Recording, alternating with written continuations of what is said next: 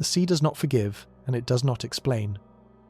For centuries, it has swallowed ships whole, erased the tracks of men, and left behind only silence where voices once shouted against the wind.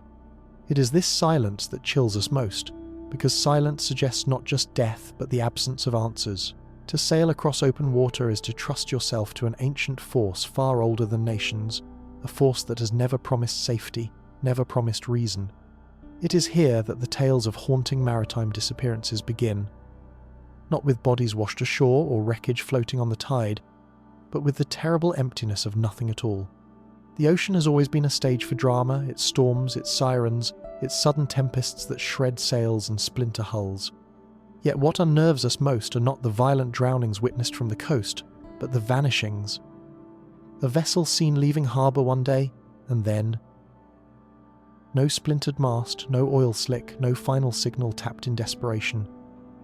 Just the endless horizon, as calm as if it had never known their names.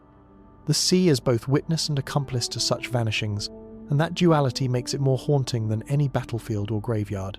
At least on land, the dead can be counted. At sea, they dissolve into myth. Humanity has always feared what it cannot measure. Sailors in the ancient world, staring out into waters without maps, spun tales of whirlpools that devoured fleets, of monstrous leviathans rising from the abyss, of islands that appeared one day and sank the next. These myths were born not only of imagination, but of real loss, the unrecorded deaths of men whose ships simply did not come home. When a boat vanished, people sought a story, any story that could fill the void. If no body returned, then perhaps it was the gods, or spirits, or the ocean itself exacting tribute. And if that was true, then perhaps the missing were not dead at all, but taken somewhere beyond reach. The sea, unlike land, does not keep its graves in neat rows. There are no stones carved with names, no bones bleached beneath the sun. When men vanish at sea, their memory becomes fluid, slipping between truth and rumour. Families cling to hope longer, because there is nothing solid to mourn. Wives once left candles burning in windows for years, convinced their husbands would walk through the door again, unchanged by the centuries. To vanish into the fog was to step into a different kind of existence, one suspended between life and legend. But what makes maritime disappearances so enduring, so haunting, is their scale. It is not one man in a storm, nor a handful of fishermen lost to waves. Entire crews, whole vessels, sometimes entire convoys have slipped beneath the horizon, their absence discovered only when they failed to arrive. For how can hundreds of souls simply vanish without a trace? Where the land leaves behind ruins, shipwrecks and bones, the ocean keeps her secrets. Steel can lie rusting miles beneath the surface, invisible. Wood can drift apart until it resembles nothing at all, and men simply dissolve, reduced to salt and memory. There is something deeply psychological about these vanishings. They strike a nerve older than logic, something buried in our primal fear of being lost, of being swallowed by vastness. The land has borders, paths, trails and guides. The ocean has only water and sky, both indifferent, both stretching without end. To be lost here is to be erased. And it is that erasure, that refusal of the sea to leave evidence, that breeds legends. Sailors whisper of phantom ships seen gliding across the moonlit swell, sails full though no crew manned the decks. They speak of ghostly lanterns flickering on the horizon, beckoning others toward the same fate. These stories are the only monuments the lost receive. Even in our age of satellites, sonar and constant communication, the disappearances have not stopped.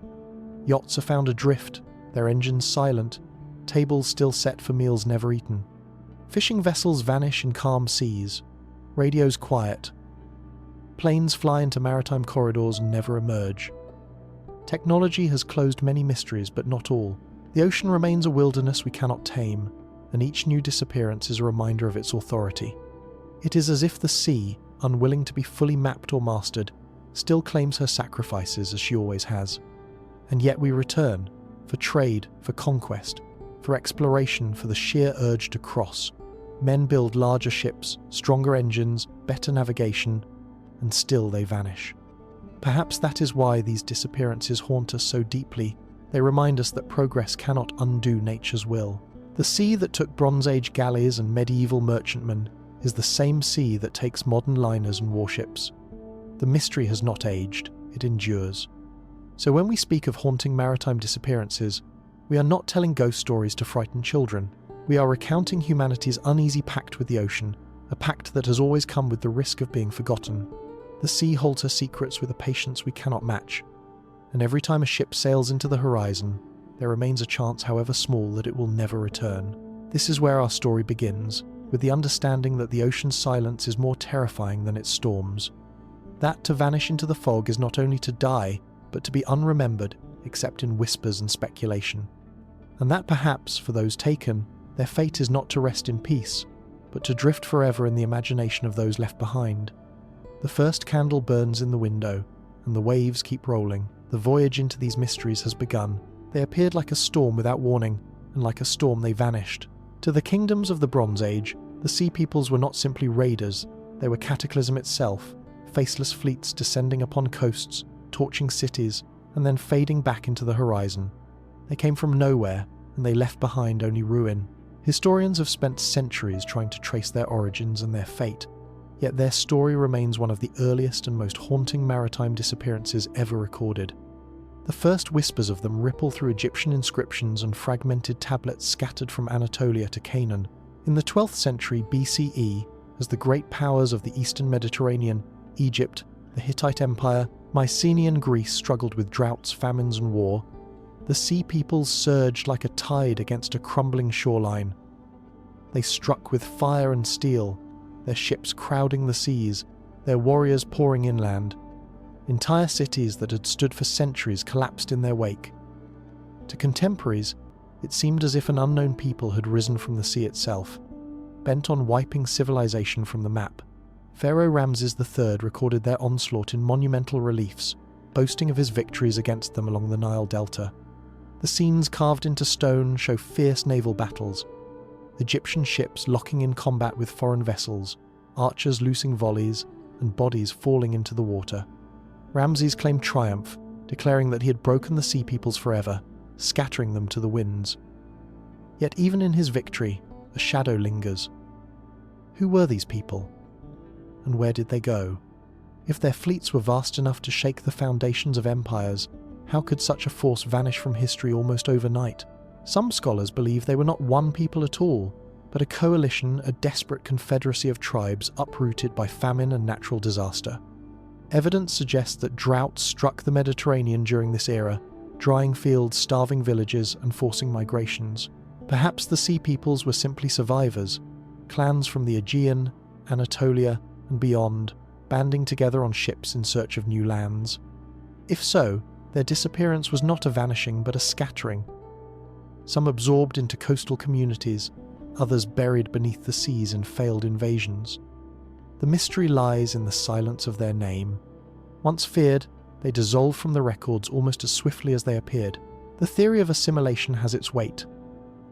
The Philistines, for example, who later clashed with the Israelites in biblical accounts, may have been descendants of the sea peoples who settled in Canaan. Archaeological remains suggest a culture with strong Aegean ties, pottery styles echoing Mycenaean Greece, foods and rituals foreign to the Levant. Perhaps this was the afterlife of the fleets that once terrified empires, a gradual transformation into a settled people whose maritime fury had burned out. If so, then the sea peoples did not vanish at all. They simply shed their sails and became rooted in the soil of new homelands. Yet others argue for a darker ending. The Bronze Age was already fragile. Trade networks stretched thin, kingdoms exhausted by war, cities vulnerable. When the sea peoples descended, they may have burned too bright, consuming themselves in the chaos they unleashed. Fleets destroyed in storms, warriors slain in failed sieges, remnants starving on foreign shores, the disappearance could be nothing more than the fate of conquerors who overreached. In this light, their vanishing is no mystery but a lesson. Even terror fleets cannot outlast the wrath of hunger and the indifference of the sea, and still, the ocean's role cannot be ignored. Their very identity as the sea peoples ties them to the waves. Unlike the empires who anchored themselves in cities, they were mobile, their power drawn from the horizon. To their enemies, they seem to rise from the sea itself. Is it possible that some part of them truly was lost to it?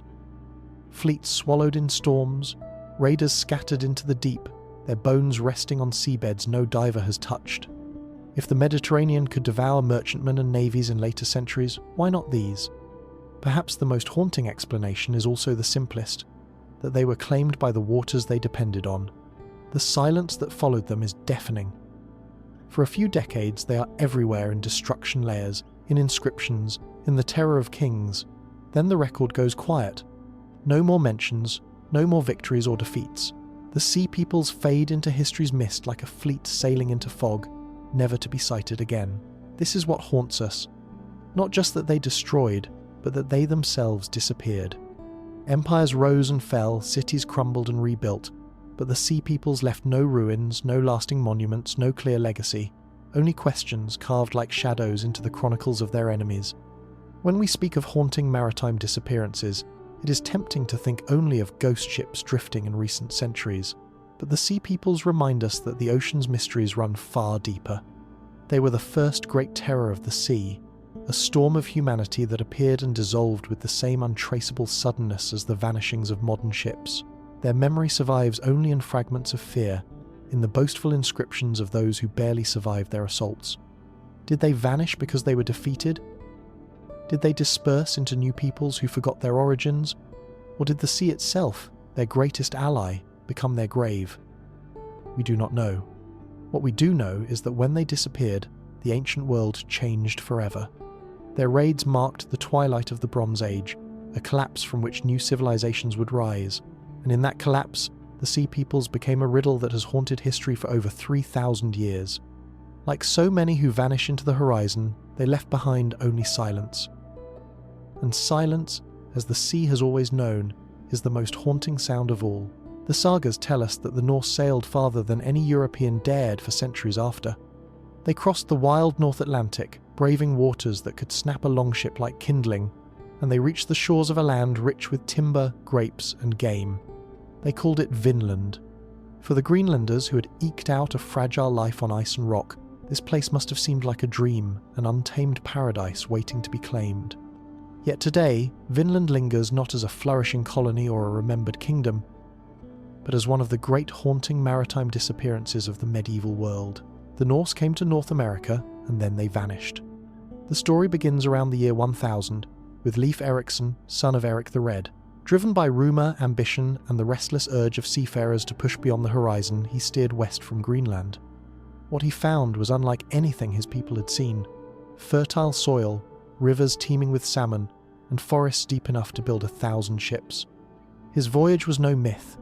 Traces of Norse presence in Newfoundland have been unearthed at Unsolved Meadows, solid proof that they did not just dream of Vinland, they stood upon it. But Leif's discovery was only the beginning. Others followed, and it is here that the mystery deepens. According to the sagas, Leif's brother Thorvald attempted to settle the new land. He explored the coasts, marvelling at their beauty, until he met his end at the hands of the land's native inhabitants. Arrows struck, and Thorvald fell, his grave marked beneath strange trees in a country far from home. Later, Thorfinn Karlsefni led a larger expedition, bringing cattle, supplies, even women, hoping to plant roots in Vinland soil. For a time, it seemed as if a Norse colony might thrive. The sagas describe houses being built, meadows cleared, children born, yet the settlement never lasted.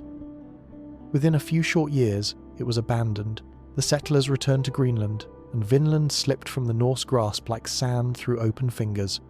Why? The reasons are as murky as the sagas themselves. Conflict with the indigenous peoples, whom the Norse called Skraelings, may have made the land untenable. The sagas speak of battles, raids and ambushes, blood on the beaches. For settlers accustomed to dominance, the resistance they faced may have been too fierce to overcome. Others point to the sheer distance. A colony across a stormy ocean was too far to supply, too isolated to defend. Greenland itself was fragile. To stretch thinner across the sea may have doomed them from the start. And then, there is the ever-present hand of the sea, the eternal enemy of the Norse. Longships were swift but vulnerable. Storms could swallow fleets whole, scattering expeditions before they reached land, or grinding them into splinters against rocky shores. For every Vinland voyage recorded, how many more set out and were never seen again? The archaeological silence is haunting. Apart from a few traces in Newfoundland, the Earth keeps no evidence of a thriving colony. No longhouses beyond that northern outpost, no farms, no graves beyond Thorvald's legendary mound. Did the settlers vanish into the wilderness, absorbed by native peoples until their language and customs faded? Did they perish quietly, their bones sinking into soil that swallowed their presence whole? Or did the sea, so often their lifeline, betray them in the end, dragging them back into the depths before word could return to Greenland? The mystery is sharpened by hints that Vinland may have been more than just a brief adventure. Some medieval maps and tales suggest knowledge of lands beyond Greenland lingered for generations, a whisper of opportunity lost. Later explorers in the 15th and 16th centuries stumbled upon stories that seemed to echo those sagas, yet the Norse themselves never secured their hold. Unlike the later waves of Europeans who crossed with guns, compasses and empire in their blood, the Norse were still children of the edge, scraping survival from cold worlds, their reach always at risk of collapse. The vanishing of Vinland is not just the story of a failed colony, it is the ghost of what might have been. Imagine if those settlers had endured, if Norse farms had taken root along the Canadian coast, if sagas of America had spread across Europe centuries before Columbus. History would have bent in another direction. Yet instead, all that remains is an echo, a question carved into stone and soil: what happened to the Norse of Vinland? Some say they returned, quietly, with tales of a land too dangerous to hold. Others suggest they stayed, a handful of families melting into the forests, their descendants indistinguishable from the people who resisted them. The sagas offer no clarity. They are part memory, part legend, written down generations later when truth and myth had already entwined. What we know for certain is that Vinland was real, and yet the colony is lost. And so Vinland stands as one of the earliest European mysteries of the New World, a haunting maritime disappearance not of a single ship or crew, but of an entire dream. The Norse had reached beyond the edge of their maps, touched a continent unknown to their peers, and then let it slip away. The sea had carried them to promise, and the sea, perhaps, carried them back into obscurity. Their story is like a longship vanishing into fog, glimpsed for a moment, its shape undeniable, then gone, leaving only ripples across history's surface. The ocean remembers, even if we cannot. Somewhere out there, in soil, in water, in the forgotten words of vanished sailors, Vinland lingers, not as a flourishing colony, not as a kingdom, but as a ghost, one more name among the countless disappearances that haunt the seas. In the Middle Ages, the Baltic and North Seas were highways of power. On their waters moved not just merchants but empires. The Hanseatic League, a coalition of trading cities, turned commerce into dominance. Their ships, loaded with timber, furs, grain, salt and amber, tied together markets from Novgorod to London, Lubeck to Bergen. These fleets carried the wealth of northern Europe, and with it, the hopes of kings and commoners alike. But in the heart of this prosperity, a mystery lurks. For not all ships that set sail under the banners of the Hanseatic League ever returned. Some vanished without a trace, leaving behind whispers of phantom fleets and cursed cargo. The sea that once enriched the League also birthed one of its most haunting legends, the ghost fleet that slipped into the fog and never came back. The Baltic was a treacherous mistress. Unlike the open Atlantic, its waters were hemmed in by jagged coasts and narrow straits, its weather unpredictable, its storms sudden. Yet the League thrived, building convoys so large they seemed to blot out the horizon. Hundreds of ships sometimes sailed together for protection against pirates and rival powers, but size was no guarantee of safety. Chroniclers recorded entire flotillas disappearing into the mists of the Baltic, never to be seen again. Was it storm, ambush, or something stranger? The lack of wreckage fed the imagination. In towns where merchants waited for goods that never arrived, stories grew like moss on wet stone. One legend tells of a fleet bound from Lubeck to Bruges, carrying a cargo said to include cursed relics seized from a monastery. The ships sailed proudly out of port, their holds heavy, their sailors unaware of the whispers that followed them. They passed into the North Sea, and then they were gone. No wreckage washed ashore, no survivor staggered into a fishing village, no trace of the treasures they carried was ever found. Weeks stretched into months, months into years, and the League itself began to speak of a cursed voyage. Some claimed the relics had dragged the ships beneath the waves. Others swore that the fleet still sailed, a phantom convoy glimpsed only on nights when the fog rolled thick across the water. Fishermen whispered of hearing the creak of timbers, the splash of oars, and the low murmur of voices carried across the mist, yet no ship would appear, only empty sea. The Hanseatic League was pragmatic, not prone to superstition in its official dealings. It dealt in contracts, taxes, and weights. But even in its halls of power, men could not ignore the sea's silence. Merchants grew wary, captains crossed themselves before voyages, and mothers lit candles for sons who had not yet left harbour.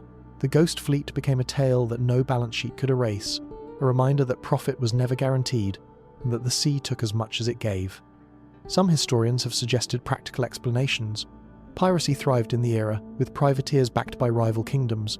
It is possible that fleets vanished into enemy harbours, their cargo seized, their crews enslaved or killed. Storms too were frequent and brutal. A gale in the Kattegat or Skagerrak could scatter ships into pieces against unseen rocks. Yet even these explanations fail to account for the total silence that followed. A storm leaves wreckage, piracy leaves rumours, and war leaves treaties.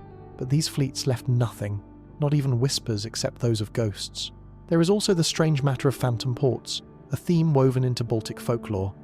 Some said the missing fleets were lured into false harbours by lights on the shore, only to crash upon reefs or vanish into enchanted cities beneath the waves. Others believed they sailed into a port that was not of this world, a place where time stood still and men walked forever in shadow. These tales were passed down by sailors who claimed to see distant lights, whole towns glowing across the water, only for dawn to reveal empty coastline. To the merchant cities of the League, such stories carried both dread and allure. Were their missing fleets alive, living in exile in some otherworldly place, or had they simply been tricked to their doom? The Ghost Fleet lingered in the imagination long after the League itself began to wane. As new powers rose and the great age of discovery unfolded, the Baltic was no longer the world's centre of trade. But still, fishermen spoke of convoys seen gliding across the moonlit water, sails white but tattered, no flag raised, no sound but the groan of rigging. The ships would vanish as suddenly as they appeared, leaving behind only shivers in the bones of those who saw them. For the League, long dissolved into history, this became its lingering legend, not its markets, nor its treaties, but its vanished fleets. The sea has always devoured ships, but the Ghost Fleet of the Hanseatic League is more than a tragedy of storms. It is a story of commerce transformed into myth, of wealth that became weight dragging men into oblivion.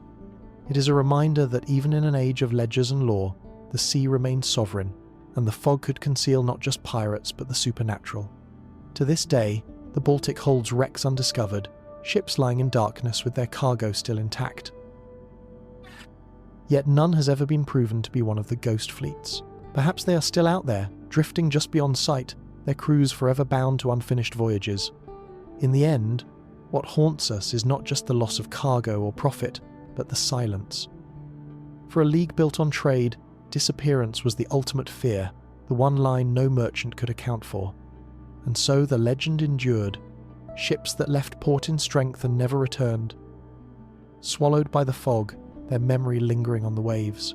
The Hanseatic League may have ruled the Baltic, but the sea always had the final word, and that word was disappearance. Few stories of the sea have captured the imagination quite like that of the Mary Celeste. In 1872, she was found adrift in the Atlantic Ocean, sails flapping in the wind, her cargo untouched, her hull seaworthy, and provisions plentiful. Yet her crew, every soul aboard, was gone. No bodies floated nearby, no signs of violence scarred her decks, and no note explained their fate. She was a ship alive without a heartbeat, a vessel with meals uneaten, pipes still on the table, charts open as if the captain had just stepped away.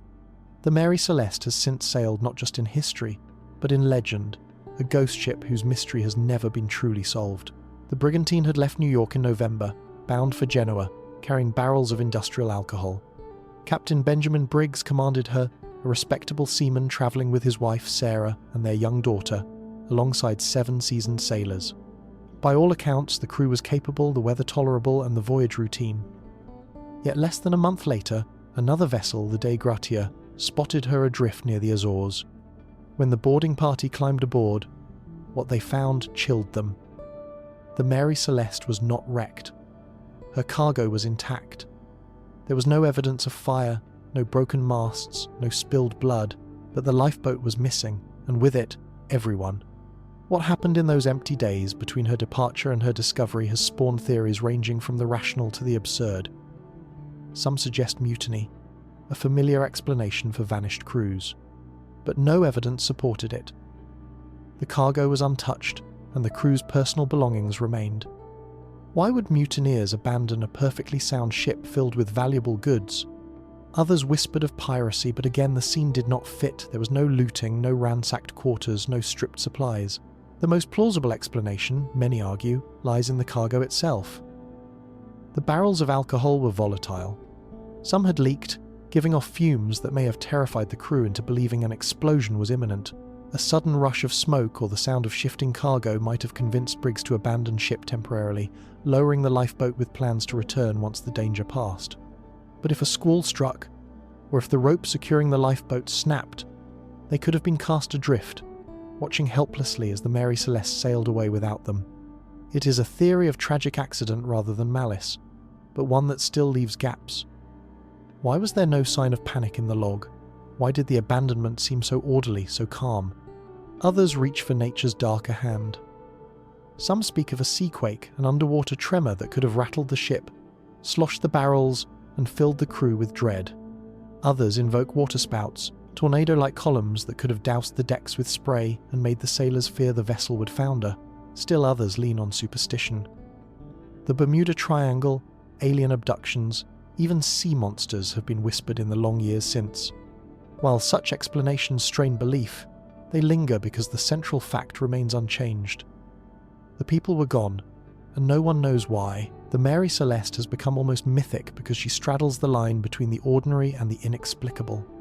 If she had been found wrecked, or burned, or plundered, her story would have ended as one more maritime tragedy. But she was found alive, as if she could have sailed herself, her sails trimmed, her provisions untouched.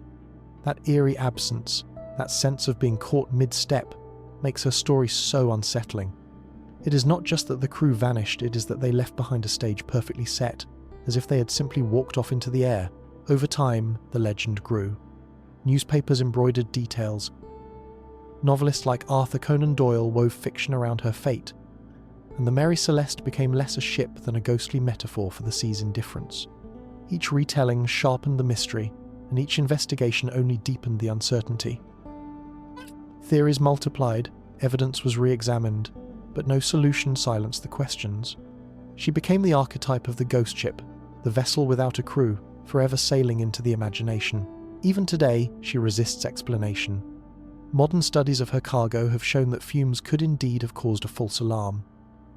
But such a conclusion feels unsatisfying, too mundane for a legend that has endured a century and a half.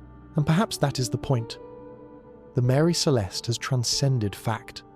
She has become a canvas on which every fear of the sea is painted. The sudden storm, the treacherous cargo, the mutiny that strikes without warning, the supernatural hand that plucks men from their decks and leaves the ship intact. She is not one mystery, but all mysteries, bundled into a single drifting hull. In the end, what haunts us is not knowing. The crew of the Mary Celeste did not die in battle or storm. Where witnesses might tell their tale, they simply ceased to be, their fate carried away on the wind. Their families never saw bodies, never held funerals, never knew whether to grieve or to hope. The ship that should have brought them home became their monument instead, drifting with its silent decks, its untouched cargo, its unanswered questions. The Mary Celeste still sails today, not on the water but in the human mind, a reminder that the sea's greatest weapon is not violence but silence. Storms roar and then pass, waves rise and then fall, but silence endures, and in that silence the Mary Celeste drifts forever, a ghost ship carrying not sailors but questions, forever lost on a sea that never explains. In the summer of 1845, two proud ships sailed from England on a mission of ambition and empire. HMS Erebus and HMS Terror were not crude vessels tossed into chance. They were marvels of their time, reinforced for polar ice, fitted with steam engines, stocked with years of provisions, and commanded by Sir John Franklin, a veteran explorer whose name carried the weight of heroism. Their task was clear: to find the Northwest Passage, the elusive Arctic route that promised to stitch together the Atlantic and Pacific and crown Britain with maritime supremacy. They sailed into the northern waters with banners high and confidence unshaken, and then, they disappeared. The loss of the Franklin expedition was more than a tragedy. It was a wound to the Victorian imagination. Britain was a nation that prided itself on mastery of the seas. To lose not one but two ships, with 129 men aboard, to silence and snow was unthinkable. For years, the Admiralty and the public clung to hope, scanning horizons, funding rescue expeditions, waiting for letters or survivors, but none came. The Arctic swallowed the Erebus and the Terror as completely as if the ice had grown teeth. Clues emerged only in fragments, pried loose by desperate searchers, and the stories of the Inuit who witnessed strangers enter their frozen world. A cairn on King William Island yielded a message written by the surviving officers. Franklin had died in 1847, and the remaining crew had abandoned the ships the following year. But that single note raised more questions than it answered. Why had the ships been deserted when provisions remained? Why had seasoned sailors perished so quickly, reduced to trudging south in ragged columns across ice and tundra? Why did some bodies, when found, bear marks that hinted at cannibalism? The remains tell a story grim enough to chill even the Arctic winds. Skeletons unearthed on desolate shores bore cut marks on bones, signs that in their final extremity, men may have turned to one another for survival. Sealed tins of food, so proudly prepared in England, were later discovered to have been poorly soldered, leaching lead into the very rations meant to preserve life. Analysis of bones revealed shocking levels of lead poisoning, enough to impair judgment, weaken bodies, and twist the fate of the expedition toward madness. Men, already exhausted by the brutal cold and endless dark, may have staggered forward in confusion, their leaders no longer able to think clearly, their strength ebbing away with each poisoned bite. And yet, even these revelations cannot explain everything. Why abandon ships designed for ice, only to die on the open tundra? Why did the provisions, though tainted, seem to last only a fraction of their expected years? And why were there no survivors, not even one to tell the tale?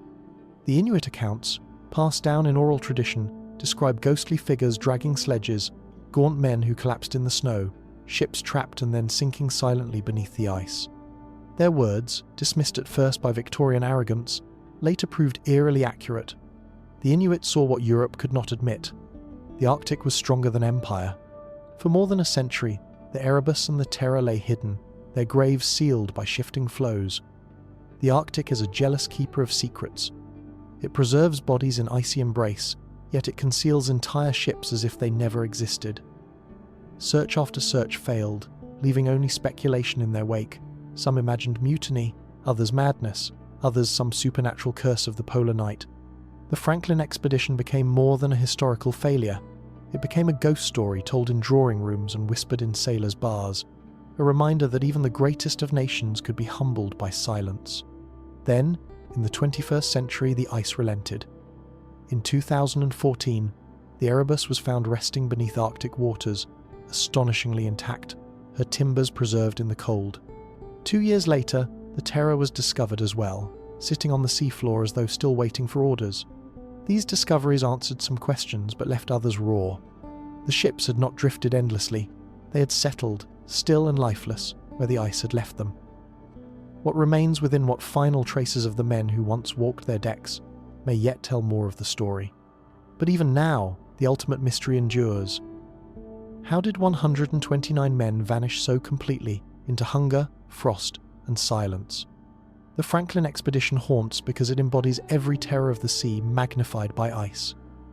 It was not sudden storm or shipwreck, but a slow erasure, a dwindling of strength against an environment that refused to yield. Men who had once stood proudly on the quarterdeck were reduced to shadows trudging through snow, leaving no voices, only bones and whispers. The empire that had believed itself indomitable was forced to admit that nature had claimed its tribute. Yet even in failure, the Franklin expedition carved itself into legend. It became the subject of poems, paintings, novels, and myths. It transformed from a tale of exploration into a parable of hubris and fragility. The Northwest Passage was eventually charted, but Franklin's men never returned to see it. They remain frozen in memory, caught forever in that liminal place between discovery and disappearance.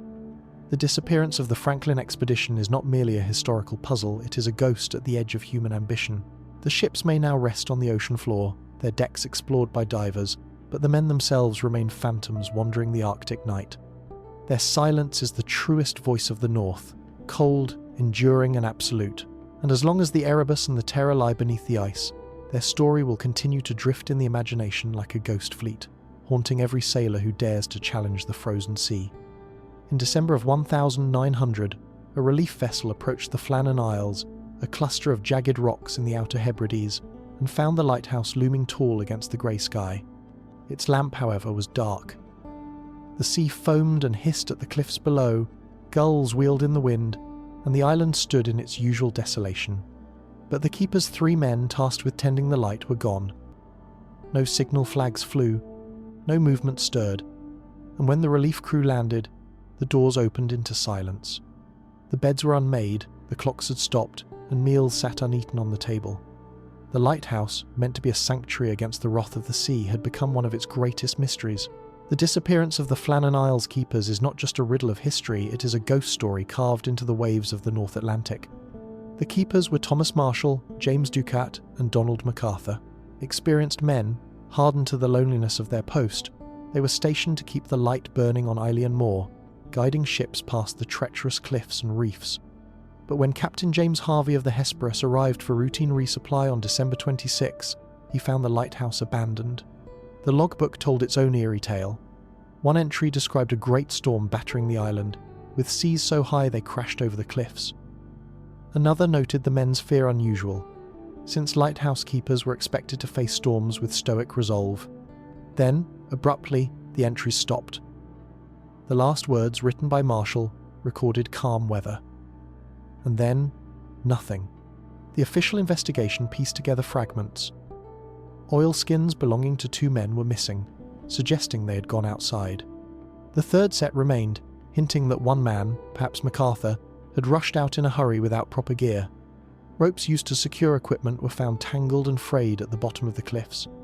It seemed plausible that a violent wave had swept the men into the sea while they tried to secure their stores. The North Atlantic is merciless, and rogue waves can rise like walls, swallowing anything in their path. The explanation satisfied officials. But it did not satisfy the imagination, for even in the most rational account, questions remained. Why would all 3 men leave their post together? When regulations demanded one always stay behind, why did the log entries, normally terse and practical, suddenly dwell on fear and dread? And why was the lighthouse itself left in such a state, clocks stopped, lamps unlit, food abandoned as if the men had vanished mid-meal? In the villages along the Scottish coast, the story grew. Some said the men had been lured away by spirits of the sea, ancient beings who dwelled beneath the waves and resented the intrusion of the lighthouse's beam. Others whispered that they had been seized by madness in their isolation, turning on one another until the sea claimed the last. Still others claimed the keepers had been abducted by forces stranger still, that they walked into the fog and never returned, carried off by something not of this earth. The Flannan Isles were already steeped in legend, said to be haunted by fairies and restless dead. The disappearance only confirmed what fishermen and crofters had long believed, that the island was cursed. Sailors who passed the isles in the years after swore they sometimes saw figures waving from the cliffs or lights burning in the tower when the lighthouse was empty. The keepers' names became part of maritime folklore, invoked in hushed tones by those who worked the waters. For them, the Flannan mystery was not just a tale of bad weather, it was a reminder that some places belonged to the sea and would never yield their secrets. Theories have persisted for over a century. Some argue the men were victims of a rockslide, others that they were caught in a chain of accidents, one man swept away, another running to his aid, the last following in desperate loyalty. Rational, yes, but does rationality explain the haunting still attached to their story? Why does the Flannan disappearance endure when countless other maritime accidents are forgotten? Perhaps it is the setting, a lonely rock in a furious sea, a lighthouse meant to defy the darkness, and 3 men erased in silence. Perhaps it is the log entries, with their cryptic hints of fear. Or perhaps it is because the sea gives no answers, only questions that roll like waves against the imagination. The Flannan Isles case holds the same unsettling power as the Mary Celeste. It is not the violence of the sea that terrifies us most, it is its quiet. Ships crushed in storms can be explained, bodies washed ashore can be mourned, but 3 men vanishing without trace, leaving behind only a half-lived moment, touches something deeper. It is as if the world itself blinked, and in that instant, the men were gone. Today, the lighthouse is automated, its beams still sweeping across the waters, though no keeper tends it. Yet the island has never lost its atmosphere of unease. Visitors speak of the wind carrying voices, of doors creaking when no one is near, of the sense that the men are still there, just beyond sight, forever trapped in the night of their disappearance. The mystery of the Flannan Isles lighthouse keepers is not likely to ever be solved. Too much time has passed, too much evidence lost to the sea. But perhaps that is fitting. Some vanishings are meant to remain in the realm of legend, their power drawn from absence rather than truth. In that sense, the keepers did not die in vain. Their story endures, not as tragedy alone, but as a haunting reminder that even in an age of maps and science, the sea remains untamed. And so the light on Eilean Moor still shines, but not for them. The men who once kept it burning have joined the long list of the ocean's secrets, their names carved not in stone but in mystery. They are the keepers who vanished into the wind, leaving behind an empty tower and a silence that has never truly lifted. In March of 1918, in the last brutal year of the First World War, the United States Navy suffered a loss so staggering and so inexplicable that it remains the greatest non-combat naval disaster in American history. The USS Cyclops, a massive collier tasked with carrying coal and vital war supplies, vanished in the waters of the Atlantic with over 300 men aboard. No distress call was sent, no wreckage was ever recovered, and no survivor returned to tell the tale. The Cyclops simply disappeared, and with her, she carried not only lives but one of the enduring enigmas of the sea, a mystery forever tied to the treacherous legends of the Bermuda Triangle. The Cyclops was no ordinary ship. At over 500 feet long, she was one of the largest vessels in the Navy, a floating powerhouse designed to keep the American fleet fed with coal in an era when steam ruled the oceans. She was nicknamed the fuel box of the fleet, a dependable workhorse rather than a vessel of glory. When she departed from Barbados in early March, bound for Baltimore, her cargo hold brimmed with manganese ore, a heavy, dense mineral. On her deck stood 309 officers and crew, including her commanding officer, Lieutenant Commander George Worley. It was to be a routine voyage, the kind Cyclops had completed many times before. But routine has always been the mask behind which the sea hides its most haunting disappearances. Her last known transmission gave no sign of trouble. She was sighted near the coast of Barbados on March 4, making her steady way north. After that, silence. No SOS, no garbled plea, not even a flare. Days passed, then weeks, and families waited at American ports, scanning the horizon for a ship that never arrived.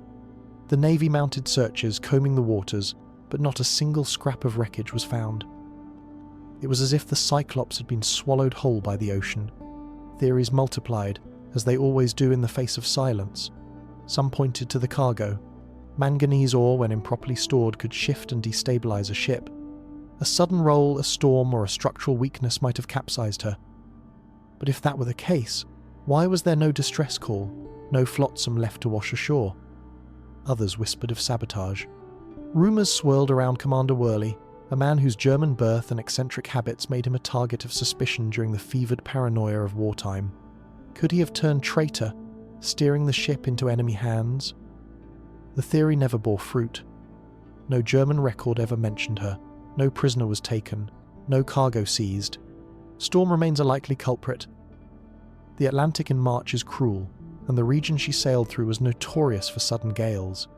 A vessel weighed down by dense ore might have foundered quickly, vanishing before a signal could be sent.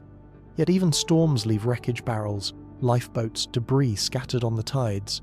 The Cyclops left nothing. Her silence was too complete, her erasure too absolute. And so the more supernatural explanations rose. The disappearance of the Cyclops became a cornerstone in the growing legend of the Bermuda Triangle, the patch of ocean infamous for swallowing ships and aircraft without explanation. To believers, the ship's size and strength made her vanishing proof that the region was cursed. They spoke of magnetic anomalies, of whirlpools, of portals to another world. They imagined the Cyclops gliding still beneath the surface, trapped in some twilight realm, her crew forever at their posts.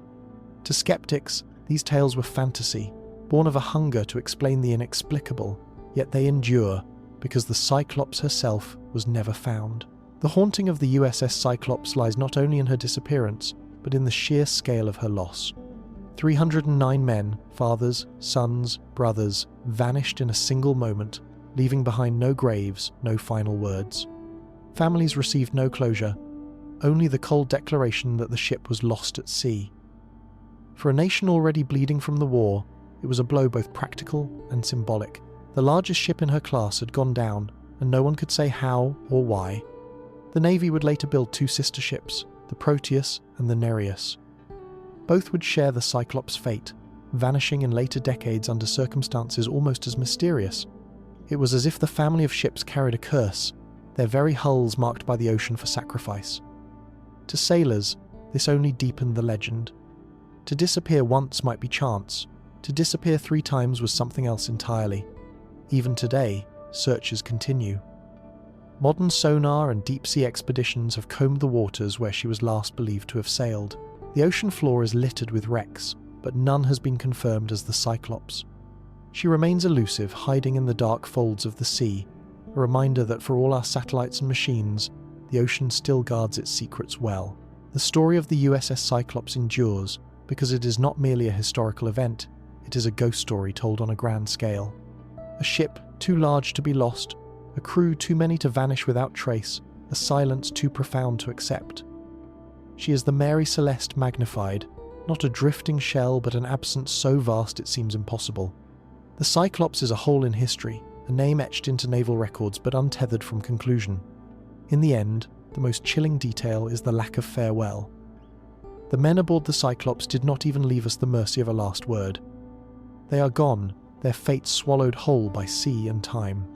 The Bermuda Triangle may be legend, but the loss is real, and it hangs over the ocean like a shadow. As long as the Atlantic continues to breathe, the Cyclops will drift through our imagination, a ghost ship of silence, forever unmoored, forever unexplained. The South Pacific is vast and merciless, a scatter of islands adrift in an endless blue. In 1955, it became the stage for one of the strangest maritime disappearances of the 20th century, a riddle that still floats in silence. The MV Joyita, a modest but sturdy trading vessel, set out from Samoa bound for the Tokelau Islands with 25 souls aboard. She carried medical supplies, food and trade goods, an unremarkable voyage in waters she had crossed many times before. But when she was found a month later, drifting far off course, her decks told a story more terrifying than any storm. The Joyita was not wrecked, yet she was abandoned. Her cargo was missing, her lifeboats gone, and her passengers and crew had vanished without a trace. The Joyita was discovered by a Royal Navy patrol craft on November 10, over 600 miles from her intended route. From a distance, she looked like a ghost, riding high in the water, listing heavily to one side. When the patrol boarded her, they found a scene as eerie as it was inexplicable. The vessel's radio was tuned to the International Distress Channel, its wiring dismantled as though someone had tried desperately to call for help. Bloodstains marked the deck, a chilling reminder that violence may have occurred. The clocks had all stopped at 10:25, the exact hour unknown. But most haunting of all, there was no one aboard. The lifeboats were missing, but their absence brought no comfort. No bodies were ever recovered, no survivors reached the islands, and no fragments of small boats washed ashore. It was as if 25 people had simply stepped off the ship and dissolved into the sea. To compound the mystery, much of the cargo had disappeared as well, particularly the medical supplies. Had they been stolen? Had the crew been attacked and forced overboard? The clues spiraled into contradictions, leaving investigators with theories rather than answers. One theory points to the ship's condition. The Joyita had a troubled history, plagued by mechanical failures. Her port engine had been disabled, leaving her limping along on one motor. Her hull leaked. Her voyage that October was not her first to encounter trouble. Perhaps the crew, believing the vessel was sinking, abandoned her in haste, only to perish in the open ocean. Yet the facts undermine this.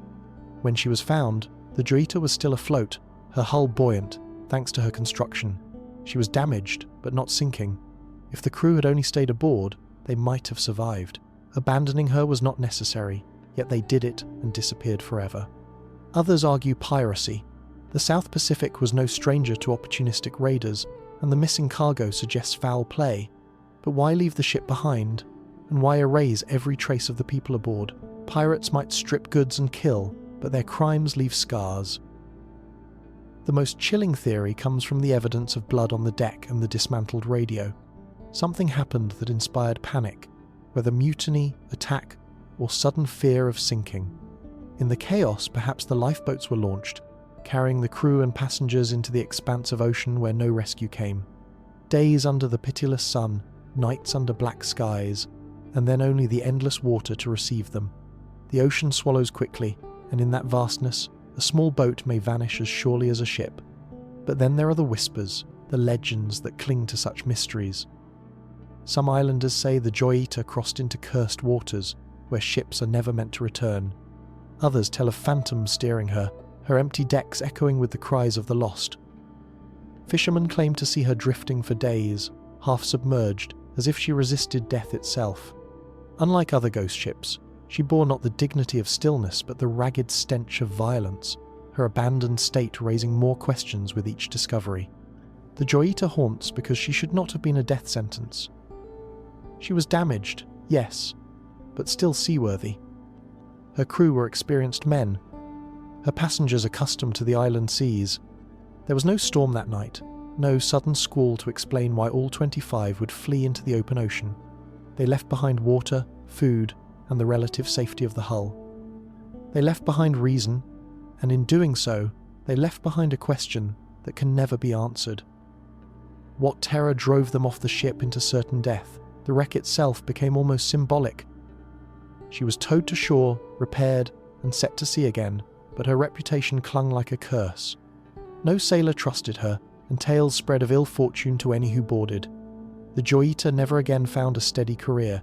She became a husk of bad luck, a reminder of the voyage that had ended in silence. Eventually, she was abandoned once more, this time for good, left to rot until the sea reclaimed her. The story of the Joy-Eater is less famous than that of the Mary Celeste, yet it is perhaps even more disturbing, for it happened in an age of radios and patrols, when the sea was no longer a wilderness but a mapped and monitored highway.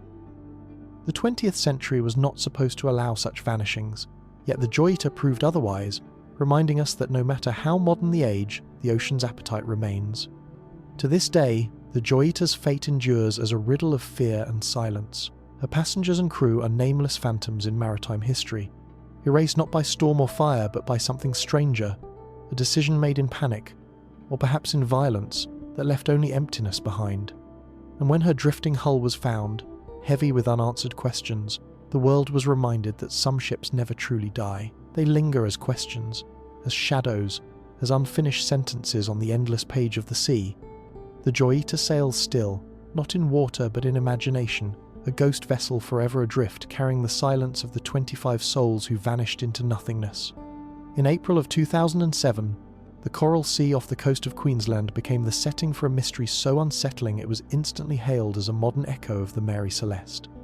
The Kaz 2, a modest but seaworthy catamaran, was found adrift, its engines humming, its sails neatly trimmed, and its table laid as though the crew were about to sit down for a meal.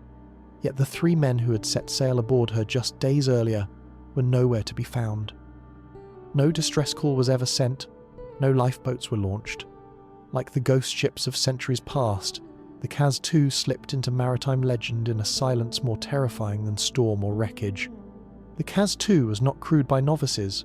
Her 3 sailors, brothers Derek and Peter Batten, and their friend James Tunstead were experienced men in their 50s and 60s, seasoned by years on the water. They had departed Airlie Beach on April 15, bound for Townsville, in what should have been a routine coastal voyage. Their boat was well maintained, their equipment modern, their spirits high. Friends who saw them off reported nothing unusual, no foreboding, no omen of what would come. For 2 days, the voyage appeared uneventful. Then silence fell. On April 20, a helicopter on patrol spotted the Kaz 2 drifting erratically near the Great Barrier Reef. A boarding party soon followed, and what they found stunned them. The vessel was empty, but in perfect condition. The engines were running, the sails were set, and the navigation systems functioned normally. A laptop computer sat open, switched on as though someone had just stepped away. Fishing lines trailed into the sea. Plates of food were laid out on the table, untouched. Life jackets, emergency gear, and even the dinghy remained aboard. Nothing was missing except the 3 men. investigators pieced together what fragments they could. The sails were slightly torn, and one was furled improperly, suggesting a sudden change of wind or a hurried maneuver. A small knot of rope dangled loose, as if quickly untied. The last log entry, recorded the day after departure, mentioned nothing unusual, only the routine progress of the voyage. The time between that entry and the discovery of the yacht left a yawning silence in which the three sailors vanished as though plucked from the deck by unseen hands. Theories surfaced quickly, each plausible and yet incomplete. Some suggested that one of the men had fallen overboard while fishing, and that the others, in attempting rescue, had met the same fate. The sea is unforgiving, and even strong swimmers can vanish beneath its pull. But if this were true, why was no distress call made? Why did all three men, capable sailors with safety gear at hand, disappear without a trace? Others speculated on foul play. Perhaps an argument had erupted, or violence had been done, with bodies disposed of at sea. Yet there were no signs of struggle, no blood, no disorder. The Kaz-2 was almost too calm, as though frozen in time. Even the food on the table, waiting to be eaten, testified to an interruption so sudden that no one thought to return. Weather, too, was considered. The coral sea can turn dangerous in moments, and squalls rise without warning. A rogue wave or sudden gust might have tossed one man overboard, prompting the others to follow in desperate rescue. But here again, questions bite. Why did no one grab a life jacket? Why did no one use the dinghy, which sat ready and secure? Why, above all, did no one turn back to the safety of the yacht itself, which continued to sail untroubled? The Kaz-2 unsettles because it is a mirror of the Mary Celeste, but closer, more modern, and stripped of the distance of centuries. Here were men with radios, charts, engines, and the knowledge of generations. Here was a boat found not wrecked but alive, its systems humming, its course steady. And yet, as with the Mary Celeste, the heart was missing. The ship had become a body without a soul. In the weeks that followed, searchers were mounted, planes and ships scouring the seas. Not a single body was recovered, nor any trace of what had occurred. The families were left with silence, a wound more painful than death. To lose loved ones to a known tragedy is grief enough. To lose them to nothingness is torment without end. The Kaz-2 became their tomb, but not their grave, a reminder of what was taken but never returned. The official inquest, held 2 years later, reached the most sober conclusion it could. The men had likely been lost in a chain of accidents. One overboard, two following in rescue, each caught by the same sea. Rational, plausible, but unsatisfying. The Kaz-2, sitting calmly with her table set for lunch, her engine running, her sails guiding her on, refuses to be reduced to accident. She feels deliberate, haunting, as though she had expelled her crew to sail on alone. Today, the Kaz-2's story is retold as a ghost yacht, the Mary Celeste of the Southern Hemisphere. She is invoked as a reminder that technology does not conquer the sea, that even in the 21st century, mystery can strike as suddenly as storm. The image of her drifting, alive but empty, is one that chills not because of what is known, but because of what is not. The Kaz-2 haunts because it forces us to face the oldest fear of sailors, to vanish without a trace, without witness, without final word. To set sail in laughter and end in silence. She drifts now in legend, carrying not just the memory of 3 men, but the weight of every unanswered question. And like the Mary Celeste before her, she will never truly die, because the sea itself keeps her story alive, unfinished, unsettling, and eternal. In the frozen vault of the Canadian Arctic, beneath seas that lie locked in ice for most of the year, 2 of Britain's proudest ships rest in silence. HMS Erebus and HMS Terror, the twin vessels of the ill-fated Franklin expedition, are no longer the tools of empire they were in 1845. They are coffins of oak and iron, haunted relics discovered only after nearly 2 centuries of searching. Their rediscovery in the 21st century brought answers to some questions, but also deepened the ghostly aura that has clung to their names since the day they failed to return. When Franklin set out to claim the Northwest Passage, the Erebus and Terror were marvels of British engineering. Reinforced hulls, iron sheathing, auxiliary steam engines, all designed to conquer ice and carry the Union Jack into uncharted waters. Yet in less than 2 years, both ships became prisoners of the Arctic, locked fast by floes that ground against their sides and held them immobile. Men weakened by hunger, disease, and lead-poisoned rations abandoned them, staggering across the tundra in a doomed attempt to reach safety. The ships were left behind, frozen like statues, their decks empty, their flags tattered, their cannons silent. And then they were gone, vanishing beneath the ice as if swallowed whole. For generations, the fate of the Erebus and Terror lingered in rumour and myth. Search expeditions combed the Arctic wastes, returning only with scraps, buttons, bones, diaries stained with frost. Inuit testimony, however, preserved the most vivid accounts. Hunters spoke of massive ships trapped in the ice, of desperate men wandering the snow, of eerie sights glimpsed on the horizon. They told of one ship sinking slowly, groaning as though alive, and another abandoned, still upright, its masts like blackened trees jutting from the frozen sea. These stories, dismissed in the 19th century by European arrogance, proved eerily accurate when the wrecks were finally located more than 150 years later. In 2014, the Erebus was found lying in shallow water off King William Island. 2 years later, the Terror was discovered deeper in Terror Bay, astonishingly preserved as though waiting for her crew to return. The cold Arctic currents had kept them intact, their timbers resilient, their cabins still recognisable. Divers peered through windows into a world frozen in time, chairs overturned, tables set, shelves still lined with dishes. The ships had not simply sunk, they had lingered, silent and whole, like tombs sealed against the world. It was as though the Arctic had decided to keep them, to hold them as monuments to human ambition and folly. The Inuit had long spoken of spirits surrounding the wrecks. Some claimed the ships carried a curse, their final moments echoing with screams and prayers that the ice still remembers. Others said they had seen flickers of light moving through the frozen fog, as if lanterns swung by invisible hands. Even modern divers reported an atmosphere heavy with presence, a sensation that the ships were not merely wrecks but places still inhabited. To gaze into the captain's cabin, with charts still pinned and drawers still closed, is to feel the weight of interrupted lives, men who should have returned to Portsmouth, who instead became shadows wandering forever in Arctic night. The rediscovery of Erebus and Terror gave historians much but robbed the legend of none of its chill. Artifacts recovered told of long endurance boots patched and repatched, scraps of clothing sewn together for warmth. A silver spoon marked with an officer's initials confirmed their identities, while skeletal remains bore the cruel scars of survival cannibalism.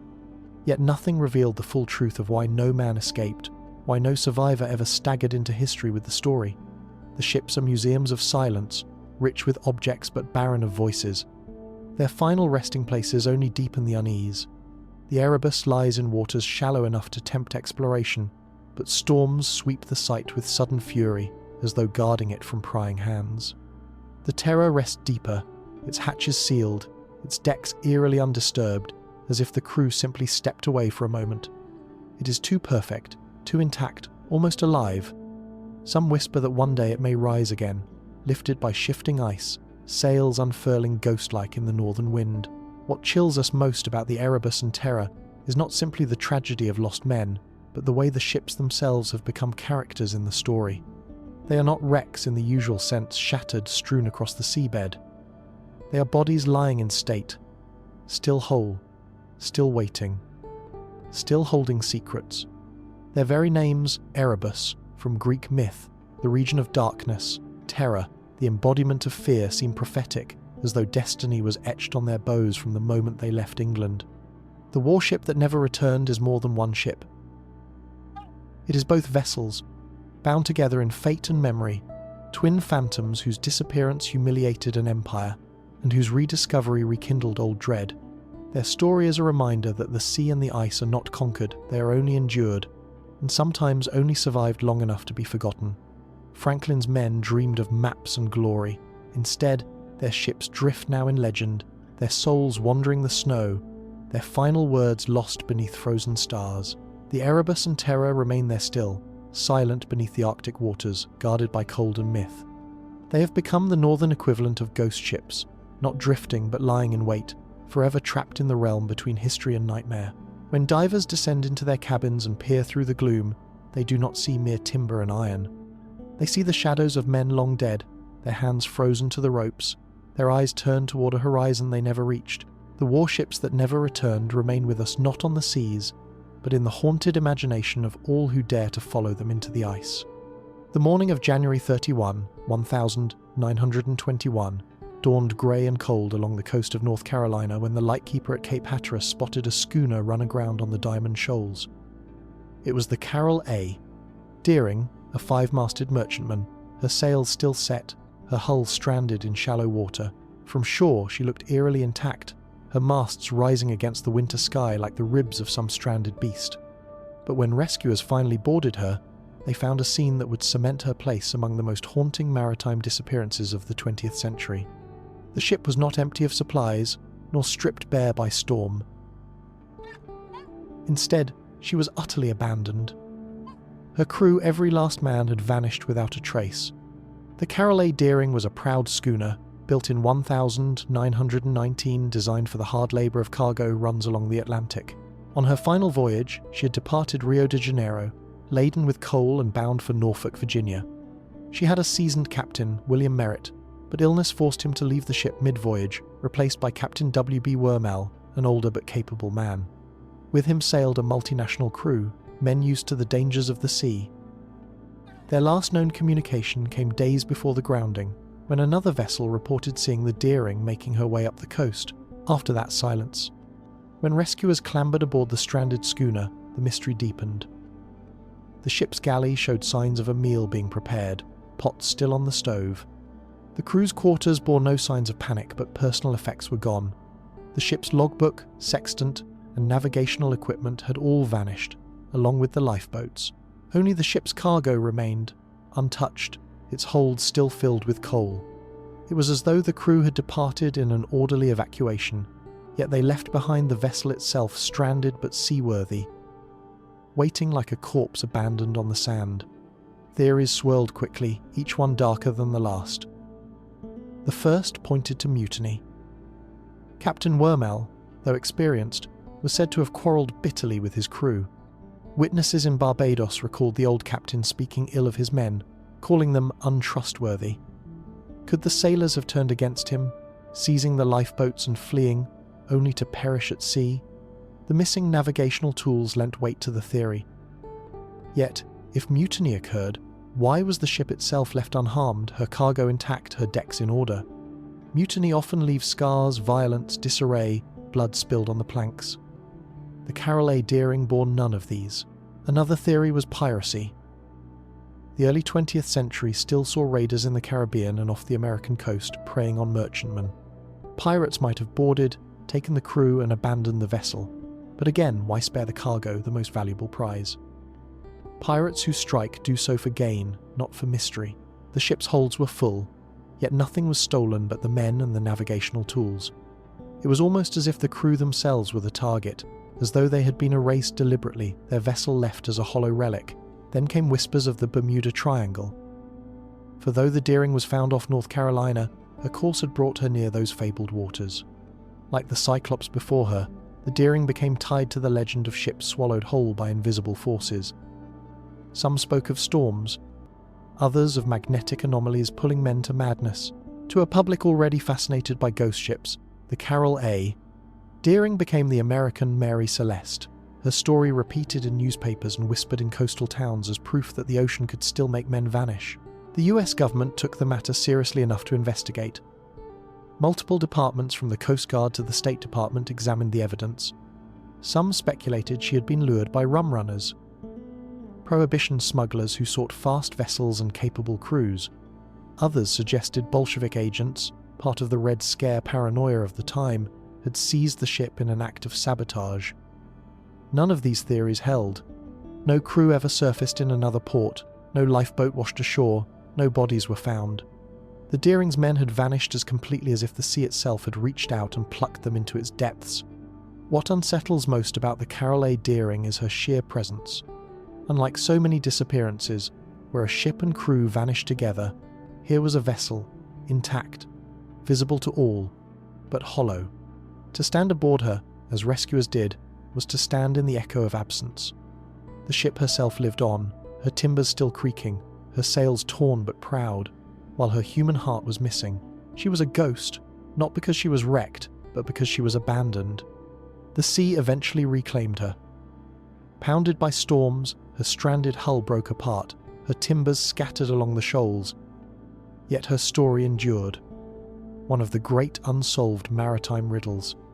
To this day, historians debate her fate, weighing mutiny, piracy, storm, or simple accident. But none explain why no trace of the men was ever found. The Carol A.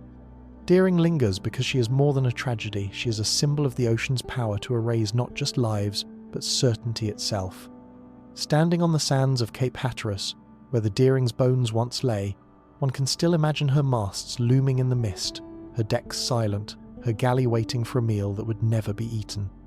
Her crew are gone, but the question of their fate endures, a phantom that haunts the Atlantic. The merchantman Carol A. Deering was meant to carry coal across oceans.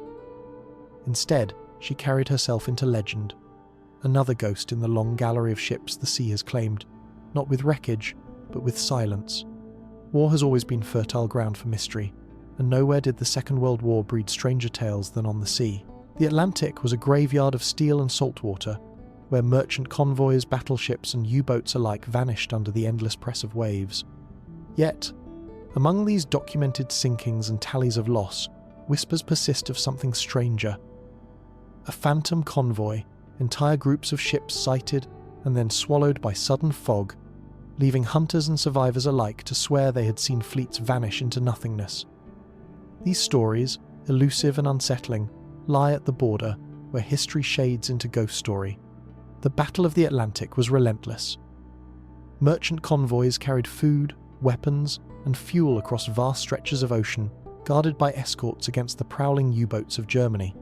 The fog was constant, rising like a curtain from the sea, a shroud that concealed friend and foe alike. Men who served in those convoys came to dread it, for fog was not only a cloak for submarines but a place where reality itself seemed to falter. There are accounts passed between sailors, buried in wartime reports of convoys that entered fog banks never to emerge, of ships sighted only once, steaming in perfect formation, and then gone when the mist rolled back. One of the most enduring tales comes from the North Atlantic, where U-boat crews claim to have pursued a convoy into a wall of fog in 1943. Through periscopes, officers swore they saw vessels, freighters, and destroyers alike moving steadily, their wakes foaming in the grey. Yet within minutes, as torpedoes were prepared, the convoy was gone. No sonar, no sound, no contact on hydrophones. The ocean lay still, as if the ships had never been there. U-boat logs tell of commanders berating their crews for phantoms, only to be unsettled themselves when weeks of searching turned up no wreckage, no reports, and no confirmation that such a convoy had existed. Sailors on the Allied side told similar stories.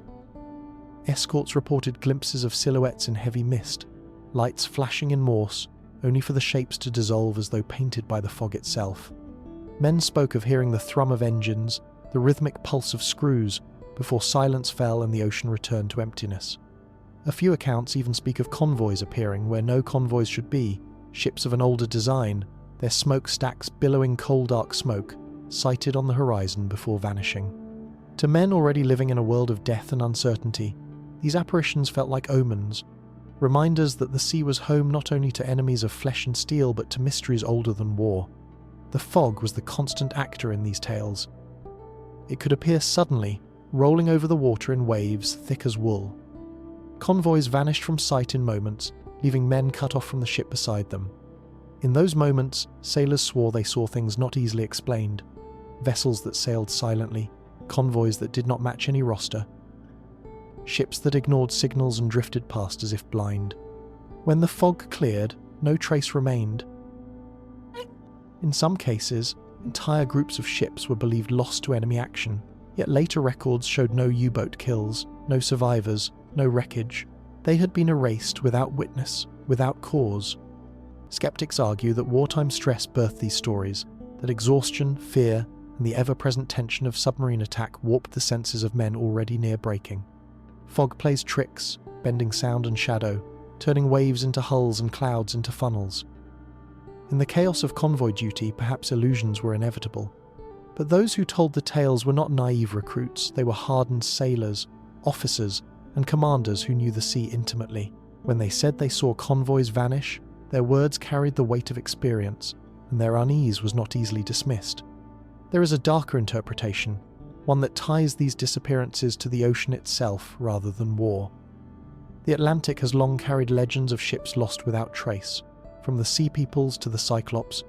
Some argue that war only sharpened the eye, that men already primed to see death became witnesses to older mysteries the sea has never relinquished.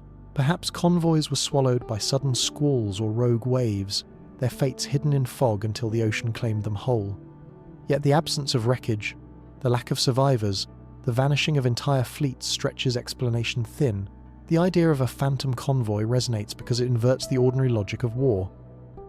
In war, men expect to see ships sink, to tally losses, to bury comrades. But in these accounts, there is no sinking, no tally, no burial. There is only absence. The ocean gives the illusion of presence, masts rising in fog, hulls gliding across the grey, and then strips it away, leaving nothing. It is a haunting all the more terrible because it mirrors death itself, the sudden silence, the vanishing of those we thought beside us. Even after the war, these tales lingered. Sailors spoke of them in bars, in memoirs, in half-joking whispers among those who could not quite laugh at them. Some convoys were officially listed as missing, presumed sunk, though no enemy ever claimed their destruction. In their absence, the phantom convoy endures, a legend of ships that sailed not into battle but into silence. What chills us most is the thought that perhaps these convoys are still out there, sailing endlessly beneath the fog, their crews condemned to repeat their courses forever. Perhaps, when the mist rises in the North Atlantic, their silhouettes appear once more, half seen and fading, reminders of a war that devoured men not only in blood and fire but in silence. The phantom convoy of WWII is not a single story but a collective whisper, a shadow carved across the greatest naval conflict of all time.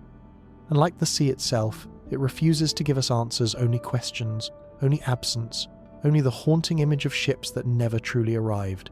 In 1947, the humid waters of the Malacca Strait bore witness to one of the most chilling maritime mysteries ever recorded. It began, as so many of these tales do, with a distress call, a fractured message that reached passing ships and shore stations alike. The voice on the radio was faint, broken, and drenched in static, yet its words froze every listener in place. All officers, including the captain, are dead, lying in chart room and bridge, possibly whole crew dead. What followed was a final, haunting fragment. "I die." Then silence. The source was identified as the Orang Medan, a Dutch freighter whose name would soon be carved into the catalogue of seafaring horrors. Ships nearby, including the American vessel Silver Star, altered course to render aid. Hours later, they found her drifting off Sumatra, eerily still upon the water, her decks lit by merciless sun. What awaited the boarding party would become legend. The rescuers climbed aboard the Orang Medan, expecting to find survivors or at least signs of struggle. Instead, they walked into a tableau of death more grotesque than anything they had seen in wartime seas. The entire crew lay dead, their bodies sprawled across decks, in passageways, and against bulkheads. Yet it was not the death itself that unmoored the rescuers, hardened men who had seen battle and wreck alike.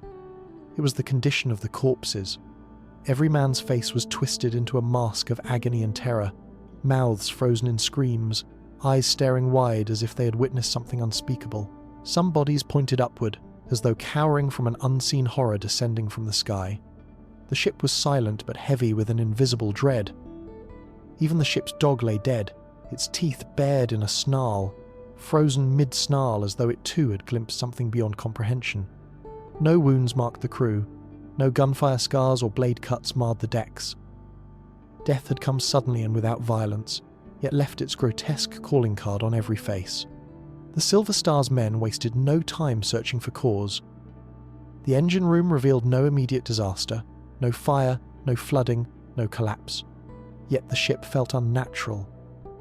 Her air heavy, her silence oppressive. The boarding crew decided to tow her to port to uncover her secrets in safety.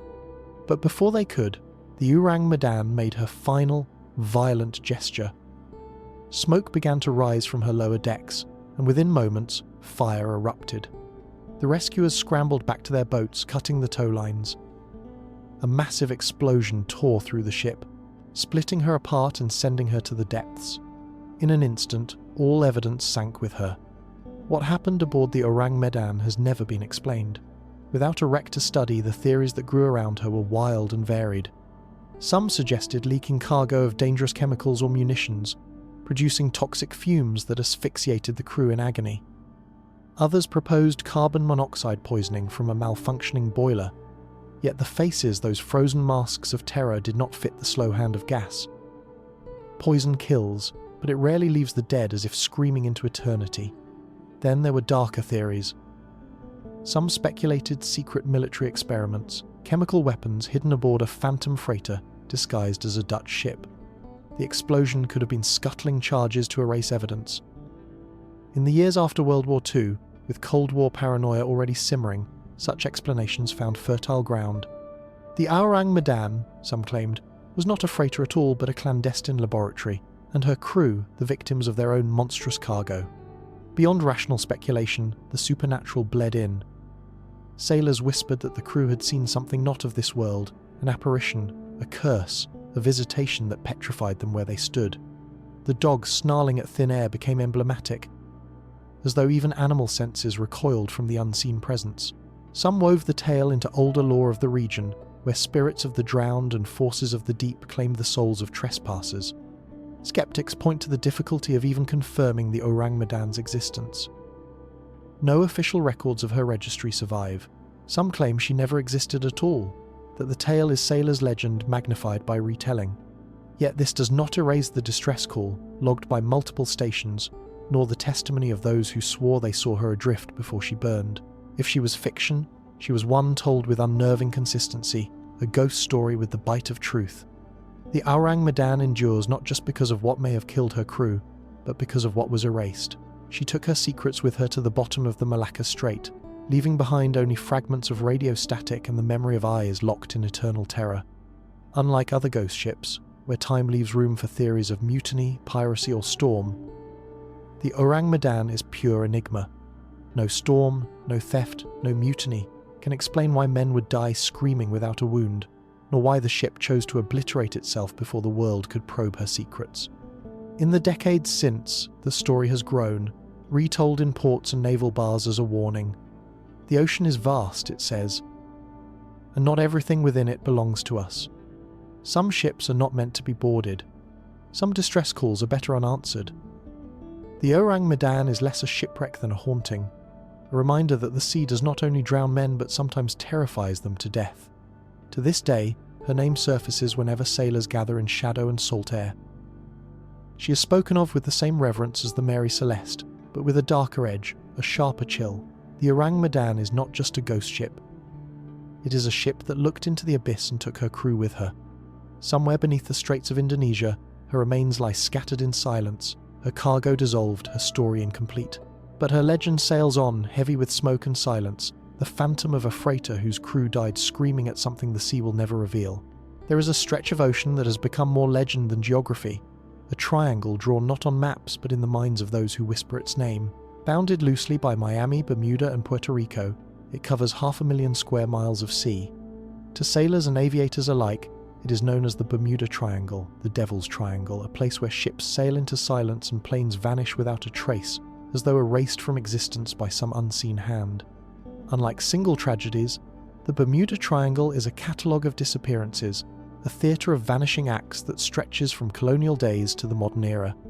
The most famous of its victims was the USS Cyclops, a massive collier carrying 10 0 tons of manganese ore and more than 300 men. In March of 1918, she departed Barbados on what should have been a routine voyage to Baltimore. She never arrived. No wreckage, no distress call, no survivors were ever found. She remains the largest non-combat loss of life in US naval history. Theories range from enemy sabotage during World War I to structural failure, to the fantastic notion that the triangle itself consumed her. Yet the Cyclops has become an icon precisely because she left nothing, an absence that resists explanation and fuels the legend. Nearly 3 decades later, the skies above the triangle claimed their most infamous victims. On December 5, 1945, 5 Navy Avenger bombers took off from Fort Lauderdale on a training mission known as Flight 19. They were experienced crews, guided by compasses and instruments, confident in their routine. But something went wrong. Radio transmissions captured their growing confusion, compasses spinning uselessly, landmarks unrecognizable, the sea and sky indistinguishable. "We are entering white water, nothing seems right," one pilot reportedly said. As the sun set, their voices faded. No wreckage was ever found. To compound the mystery, a rescue plane sent after them also vanished, taking 13 more men into the void. Flight 19 became the Bermuda Triangle's defining story, a tale of pilots lost not to combat or storm, but to disorientation and something beyond comprehension. But the legend of the Triangle is not built only on these giants. Its waters are littered with stories of smaller ships and aircraft that blinked out of existence. Fishing boats, yachts, cargo ships, private planes all reported lost without distress, sometimes within sight of land. In 1969, a cabin cruiser named Witchcraft disappeared just a mile off Miami after calling the Coast Guard for assistance. When rescuers arrived, the boat was gone. In 1948, an airliner carrying 31 people from San Juan to Miami simply vanished from radar. Its last message routine and calm. Even in the modern era, yachts and small craft vanish within its boundaries, leaving no oil slick, no debris, no goodbye. Scientists argue that the Bermuda Triangle is less cursed than convergence. Powerful currents, including the Gulf Stream, sweep through the area, capable of carrying wreckage far from its source. Sudden squalls and waterspouts rise without warning, devouring ships too small to withstand them. The region also contains some of the deepest ocean trenches on Earth, where wrecks might vanish without hope of discovery. As for the airplanes, magnetic anomalies and quirks of compass variation are real, confusing even skilled pilots. These explanations are rational, grounded in science, but they cannot quite erase the unease. For how, skeptics ask, could so many vessels vanish without trace, even in an age of radar, satellites and sonar? The Triangle has inspired explanations beyond science. Some claim ancient forces at work, pointing to Bimini Road, a submerged rock formation near the Bahamas said to be remnants of Atlantis. Others blame alien abductions, with UFOs seizing ships and planes as specimens. More chilling still are accounts of time slips, where vessels sail into a fog and emerge disoriented, their clocks hours ahead, their charts meaningless. Survivors of such encounters speak of luminous mists, of instruments spinning wildly, of horizons dissolving into light. They returned, but others, it is said, never did. Yet perhaps the Bermuda Triangle's greatest power lies not in what it is, but in what it represents. It is a symbol of the ocean's most primal fear, to vanish without explanation. The sea has always devoured men, but here, in this triangle of waters, it seems to do so with particular cruelty, leaving not even the dignity of wreckage. Families wait, but bodies never return. Ships are recorded as overdue, then lost, then as whispers on lists of mysteries. Each new disappearance layers another stone upon the monument of the legend, and each unanswered question deepens the curse. Sailors crossing its waters often laugh at the stories, dismissing them as tourist tales, yet even laughter carries unease. Too many ships have failed to arrive, too many planes have gone silent. In the night, when the sea is endless and the compass needle trembles, the legend feels less like myth and more like a possibility waiting in the waves. The Bermuda Triangle endures because it is not a single story but a collection, a chorus of vanishings across centuries. It is the Cyclops, swallowed whole without a sound. It is Flight 19, circling in confusion as the sun sank. It is the Witchcraft, gone within sight of rescue.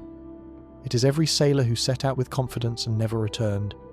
Rational explanations may comfort some, but the Triangle remains, its waters deep, its fog thick, its mysteries unsolved.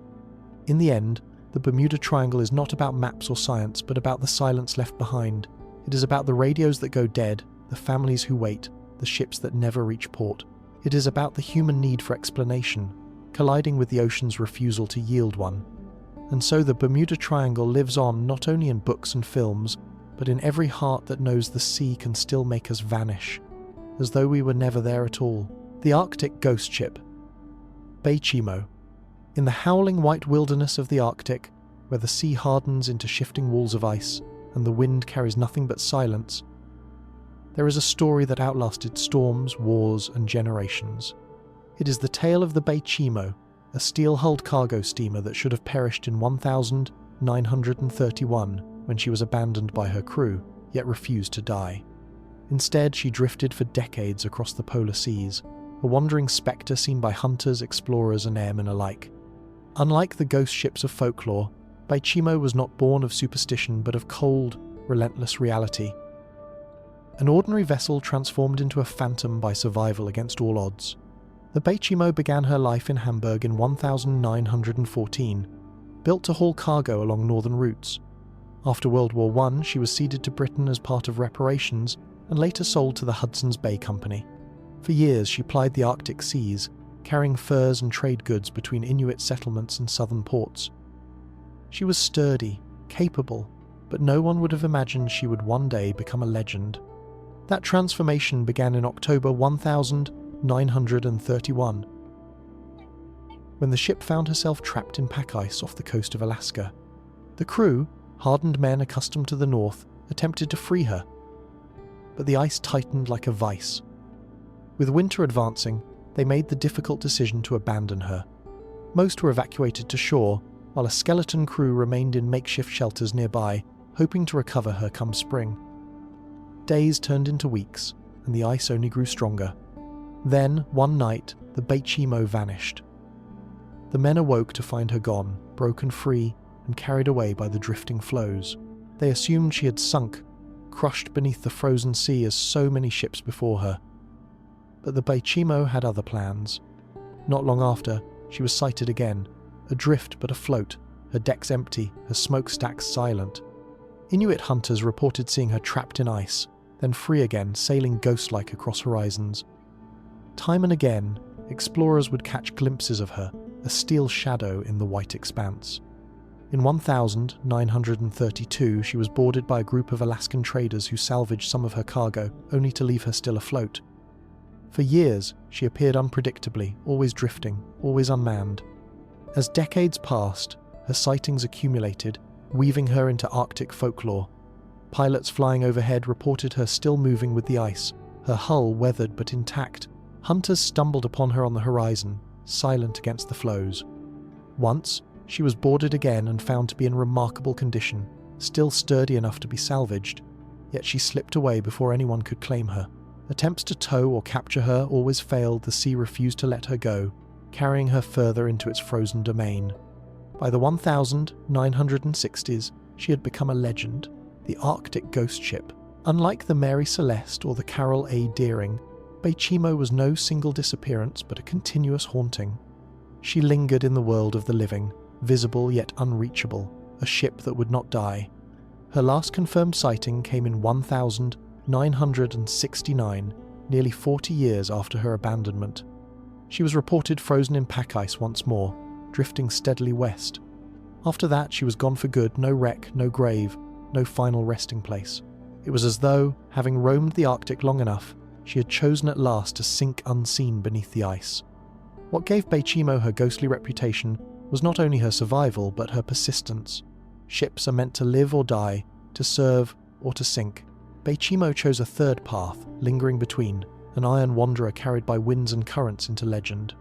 To those who sighted her, she was a phantom reminder of how little control humans truly have in the Arctic, a place where even steel bends to the will of ice. The Inuit spoke of her as a spirit of the sea, a ship with no master, a thing both real and unreal. Explorers, hardened against superstition, could not shake the chill of seeing her alone, adrift, like a ghost condemned to wander until the end of days. Today, she is still sought. Expeditions have scanned the depths off the Alaskan coast, hoping to locate her remains, to write an ending to the unfinished tale. But the Arctic is vast, and the ice guards its secrets well.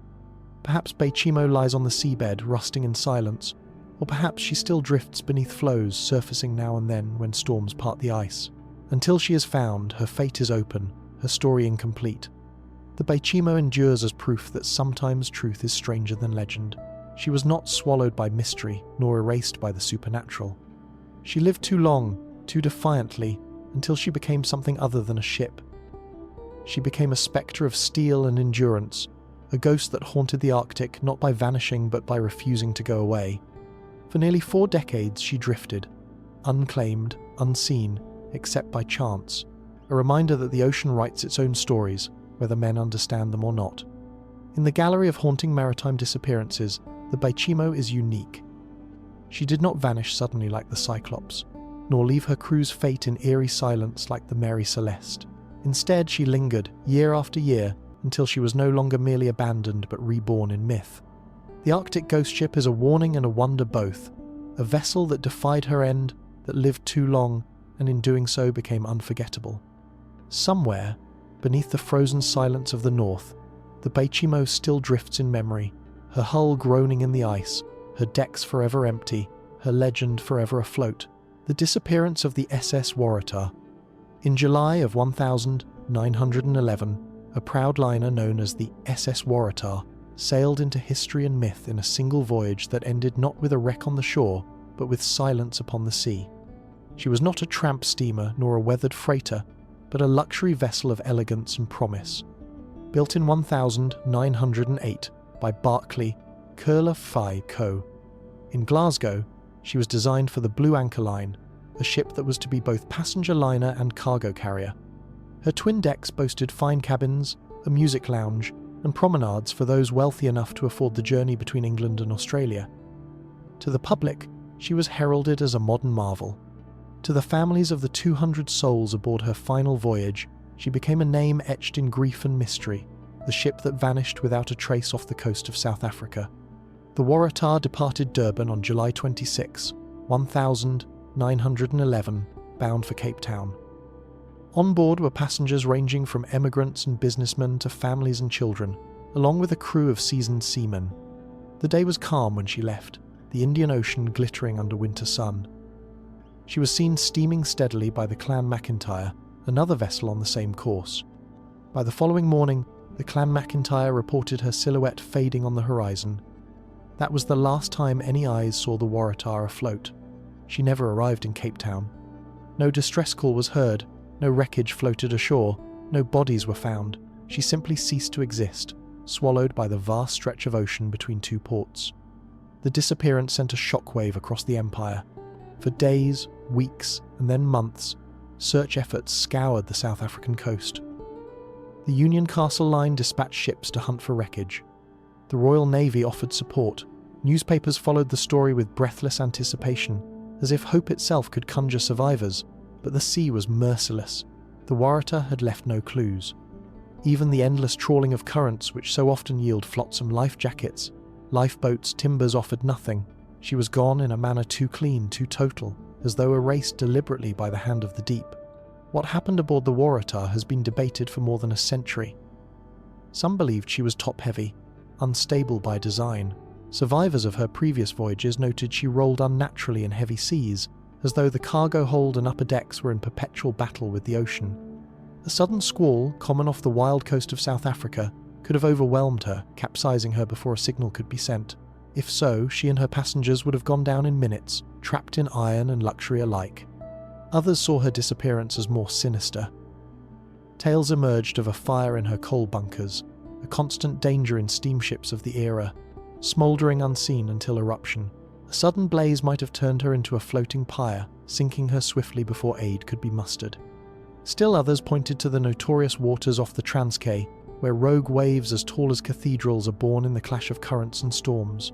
One monstrous wave could have rolled the Waratah and dragged her into the abyss, her wreckage carried into trenches where no searchlight could follow. But the absence of proof invited stranger theories. Some whispered of sabotage, that rivals or enemies had tampered with her, dooming her deliberately. Others invoked the supernatural, folding the Waratah into the growing lore of ships swallowed whole by oceans, another victim of the same forces that centuries later would be given a name in the Bermuda Triangle. The fact that she was a luxury ship, a vessel meant to inspire confidence and grandeur, only deepened the unease. If such a ship could vanish, so too could any vessel. For the families left behind, the Waratah was not only a mystery but a wound that never healed. 200 lives vanished, not in battle or storm witnessed by others, but in silence. The ocean gave back nothing, not a chair, not a trunk, not a child's toy. It was this silence that haunted the imagination. Ships are supposed to die with traces, with flotsam to tell of the struggle, with survivors to tell of the end. The Waratah died without testimony, and thus she entered legend. Over the years, expeditions have sought her remains. Divers and sonar teams have scanned the seabed off South Africa, mapping wreck after wreck, but none have proven to be the Waratah. The ocean floor there is treacherous, fractured into trenches and canyons that swallow ships whole. It is possible she lies in one of these ravines, perfectly preserved in the cold dark, her promenade decks still lined with rails, her lounges still echoing with the memory of music. If found, she would be a time capsule of 1911. Her passengers frozen in the final instant of their voyage, but as of now, she has eluded every search, slipping deeper into her role as a ghost ship of history. The Waratah's story lingers because it embodies the sea's most terrifying power, not destruction, but erasure. It is one thing for a ship to burn, or sink in a storm, or be claimed by enemy torpedoes. These tragedies leave witnesses, wrecks, explanations. But the Waratah left none. She was seen steaming confidently on the horizon, and then she was gone, taking with her 200 souls, their hopes, their stories, their futures.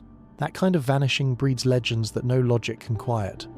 Today, more than a century later, the Waratah remains South Africa's most enduring maritime mystery, the Titanic of the Southern Seas. Her name is carved not only into maritime records but into folklore whispered along the coast she never reached.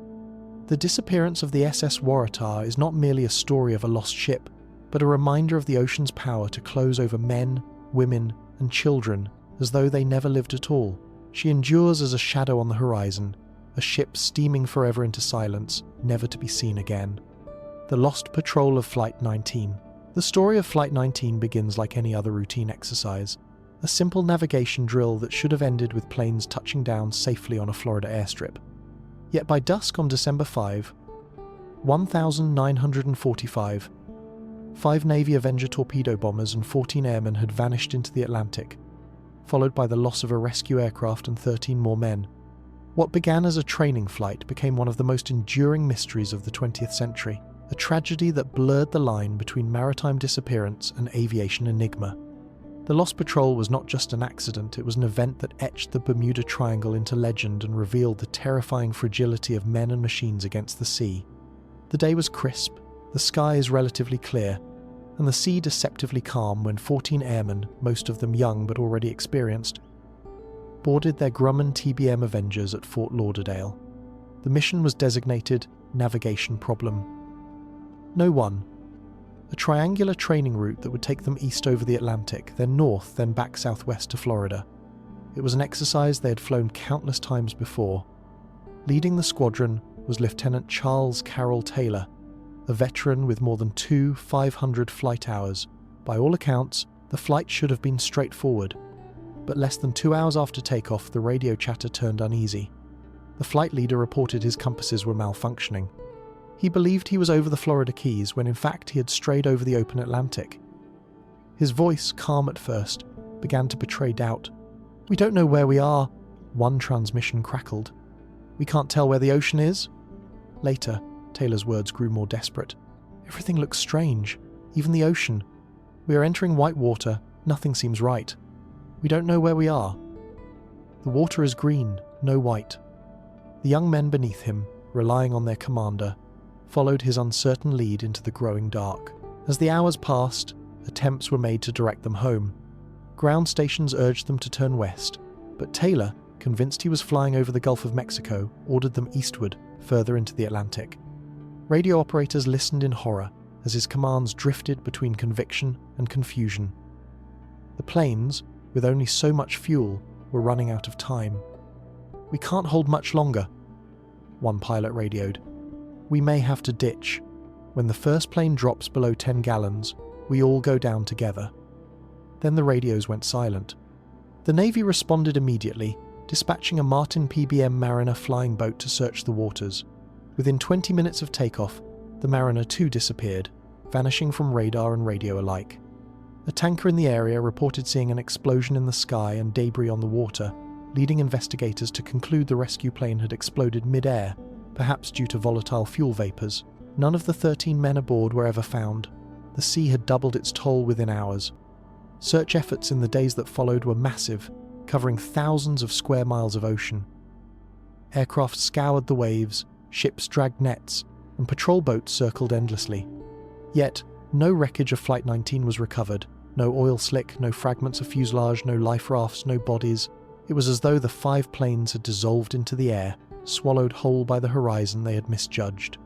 For the families waiting back home, the lack of closure was a cruelty. Worse than loss, the men were not merely dead, they were erased. Explanations arose, some grounded, others wild. The most common theory is navigational error. With faulty compasses, Taylor mistook the shallow waters of the Bahamas for the Gulf of Mexico.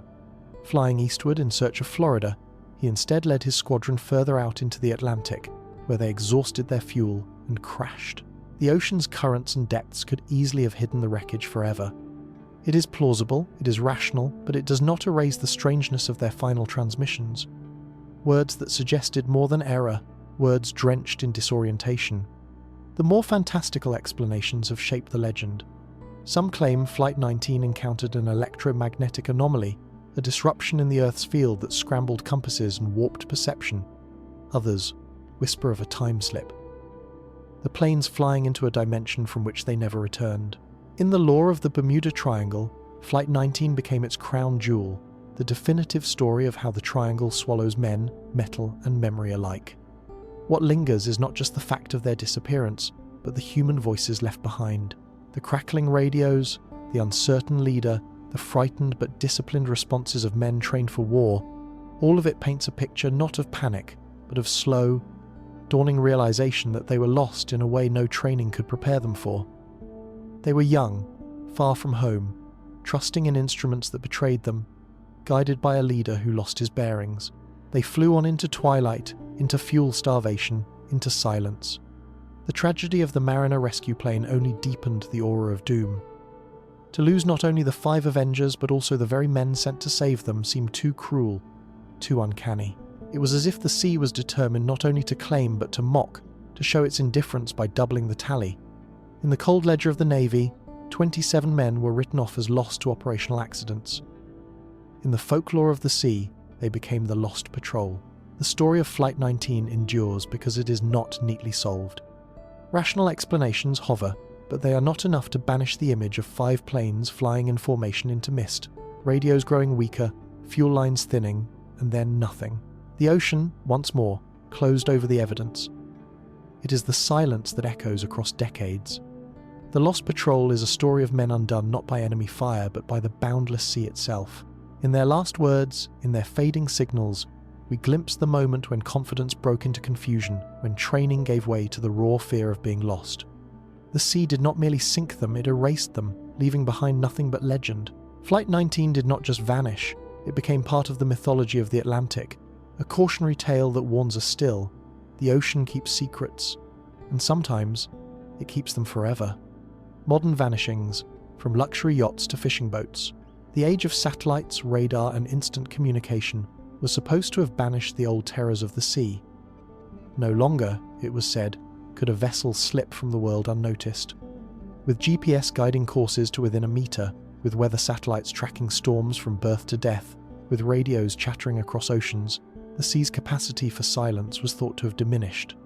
And yet, in our own century, yachts, fishing boats, and crews, both large and small, have vanished without a trace, proving that the sea still swallows lives as easily now as it did in the days of the Mary Celeste or the Waratah. Modern vanishings remind us that technology is no shield against the ocean's hunger. Consider the Kaz 2, a sleek Australian catamaran found adrift in 2007. The vessel was discovered near the Great Barrier Reef, sails flapping idly in the wind, engines running, table set for lunch. Her 3 crewmen, experienced sailors, were gone. Life jackets were untouched, emergency beacons untriggered, logbooks silent. Nothing suggested panic or storm.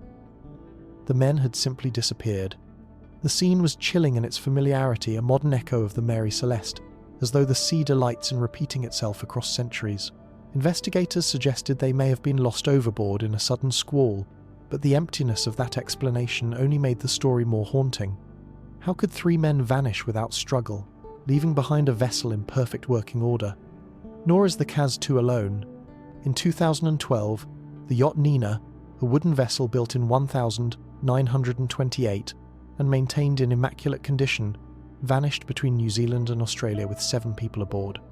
She was an experienced ship with skilled crew and modern communications. Days into her voyage, a garbled satellite text hinted at rough weather, then silence. Searches covered thousands of miles, scouring waves and coastlines. No wreckage, no survivors, no debris was ever found. The Nina, like so many before her, was folded into the ocean with not even a fragment returned. To this day, her fate remains an unclosed question, a reminder that even with modern eyes in the sky, the sea can hide its secrets absolutely. Fishing boats, too, continue to vanish with unnerving regularity. In 2015, the Jianseng, a Chinese ghost ship, was discovered adrift off Queensland. Its engines dead, its crew vanished. No distress calls were ever sent, no bodies recovered. It was as though the men had walked off the deck and into the air. In 2013, a Taiwanese fishing vessel, the Taiching 21, was found drifting near Kiribati. Her crew of 29 was gone, lifeboats missing, but no signs of violence, fire or sinking marked the ship. Fresh provisions remained in her galley. The sea had taken men but left the ship untouched, a cruel and baffling selection. Even luxury has not been a shield. In 2014, the Cheeky Rafiki, a British yacht returning from a regatta in Antigua, vanished in the Atlantic. A faint distress signal was picked up, but when searchers found the overturned hull, her 4 crew were gone. The ocean had not only claimed them, but denied their families any closure. As in ages past, the question was not simply how they died, but why the sea left so little to explain it. Modern technology makes these vanishings all the more uncanny. How can a vessel carrying beacons, radios, and GPS trackers disappear without a word? The truth is humbling. The ocean remains vast enough to swallow ships whole. A storm can shred a mast in seconds. A rogue wave can overturn even modern yachts. A slip on deck can mean instant death in cold seas. And yet, when these ordinary dangers leave behind no wreckage, no bodies, no clear trail, we are reminded of how little mastery we truly have. Theories persist, ranging from the mundane to the fantastic. Some point to piracy, especially in regions where lawlessness still stalks shipping lanes. Others blame sudden weather, rogue waves, or equipment failure. But in the gaps of explanation creep the whispers of the old legends, the supernatural hand of the sea, the pull of the unknown, the repetition of history's oldest mysteries in modern form. The Kaz-2, set for lunch, the Nina, with its final desperate text, the Taiching, 21 adrift but empty. These scenes read like deliberate echoes, as though the sea writes its tragedies with poetic flair. The enduring horror of modern vanishings lies in their ordinariness. These are not great warships bound on conquest, nor merchant convoys in hostile waters, but simple voyages, fishermen casting nets, yachtsmen chasing horizons, families returning from holidays. They depart in confidence, their loved ones expecting them in hours or days, and then the silence descends. The harbour waits, the dock stands empty, and the sea offers nothing in return. It is this contrast, the casual modern voyage ending in timeless disappearance, that makes their stories so haunting. What we learn from these vanishings is not that the sea has grown weaker, but that we have grown complacent.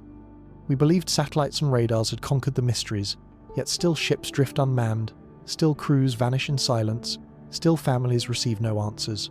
The ocean humbles every era, reminding us it cannot be owned.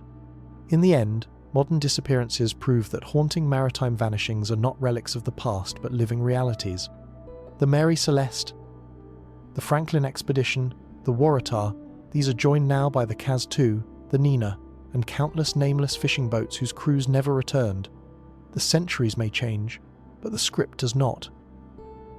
The sea remains a stage upon which vanishings play out, timeless and unanswerable. From luxury yachts to humble trawlers, the message is the same. The ocean still swallows lives in silence. It always has, and it always will. And as long as men sail upon it, the ledger of vanishings will continue to grow, written not in ink but in absence, in the quiet that follows when a ship sails over the horizon and is never seen again, into the deep silence. The ocean is the last true wilderness, a realm larger than all the continents combined. Men have crossed it for millennia, building empires from its trade and legends from its storms, but for all our maps and satellites, the sea remains a keeper of secrets. It is vast, ancient, and indifferent, swallowing fleets and families with the same quiet certainty. That is why haunting maritime disappearances endure in memory. They are not simply tales of ships lost, but reminders of how much we do not control and how much we will never know. To lose a ship is to lose a world. Within her decks are lives, laughter, ambitions, and small domestic rituals. The sailor's morning coffee, the family walking the promenade, the captain at his charts. When a ship vanishes, these are not just erased. They are suspended. The crew of the Mary Celeste, the passengers of the Waratah, the airmen of Flight 19 all remain frozen in imagination, their final minutes unknowable. We picture them dining before lunch was cleared, standing at rails staring at storm clouds, or watching compasses spin wildly as skies darkened. The ocean provides no closing chapter, only a curtain drawn mid-act. This silence is what torments the living. Families wait on docks that never see the return of their kin. They comb newspapers, cling to rumours, chase ghost stories of survivors on distant shores. They dream of wreckage that might one day wash ashore to prove what happened. But often the sea gives nothing back. No lifeboats, no bodies, no broken timber. Just silence. In that silence, grief becomes myth, and myth becomes legend.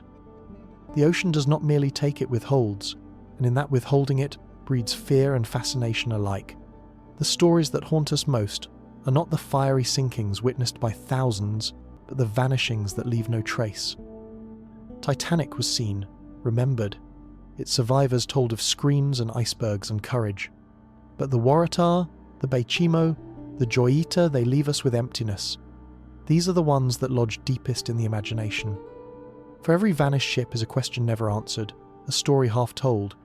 We can build theories, construct explanations, but in the end, the truth lies beneath miles of water and centuries of silence. Modernity has not dulled this terror. If anything, it sharpens it. In the age of satellites and radar, when planes circle the globe in hours and submarines map the seabed, the idea that vessels can still disappear feels impossible. And yet they do. The Kaz 2 drifts with her table set. The Nina texts one final desperate message. Fishing boats vanish from satellite eyes as though swallowed by smoke. The more connected the world becomes, the more shocking it is that the sea can still cut men from it without leaving a mark. The wilderness of the ocean remains untamed, and perhaps untamable. Why do these disappearances hold us so tightly? It is not only fear, it is awe. The sea is eternal. Empires rise and fall, borders shift, technology evolves, but the ocean remains the same restless, endless expanse. To confront its mysteries is to confront our smallness. Each disappearance is a story of men or women who set out believing they would return, and instead became part of the ocean's memory.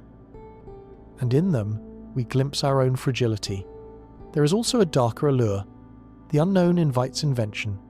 In the absence of proof, the imagination blooms with explanations: mutiny, sabotage, alien abduction, time slips, gates to other worlds.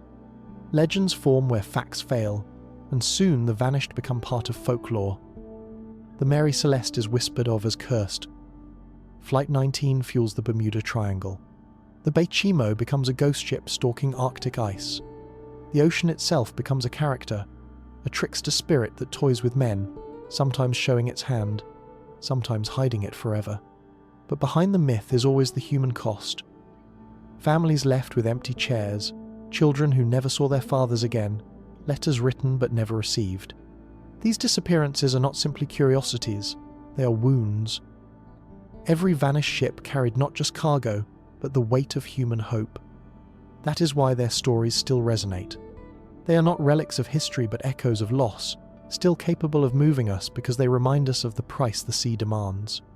And yet, despite these vanishings, we continue to sail. We continue to fish, to voyage, to chase horizons. The sea frightens us, but it also calls to us. Perhaps that is the paradox that keeps these stories alive. The ocean terrifies, but it also draws. To stand on a shore and stare at the horizon is to feel both dread and longing. It is the place where mysteries still dwell, where the world has not been explained into sterility. The silence of the sea is haunting, but it is also holy. The ocean's ledger of lost ships will never close. New names will join the old, new families will know the agony of unanswered questions. Technology may narrow the odds, but it cannot erase them. The sea is too vast, too deep, too determined to keep its secrets, for as long as humanity sails upon it. There will be more vanishings, more half-told stories, more ghosts upon the water. In the end, haunting maritime disappearances endure because they are more than tragedies. They are symbols of the limits of human power. They remind us that the Earth is not entirely ours, that there are still places where the map does not tell the full truth. They are the silence after the storm, the absence that cannot be explained away, and in that silence we find both fear and wonder. The deep silence of the ocean is not empty. It is filled with the voices of the vanished, carried in the waves and the winds. It is filled with the memories of ships steaming confidently toward a horizon they would never reach. It is filled with secrets that will never be revealed. And that is why we return to these stories, again and again, compelled by the silence itself. For in that silence lies the final truth. The ocean will always keep its dead, and we will always keep their stories.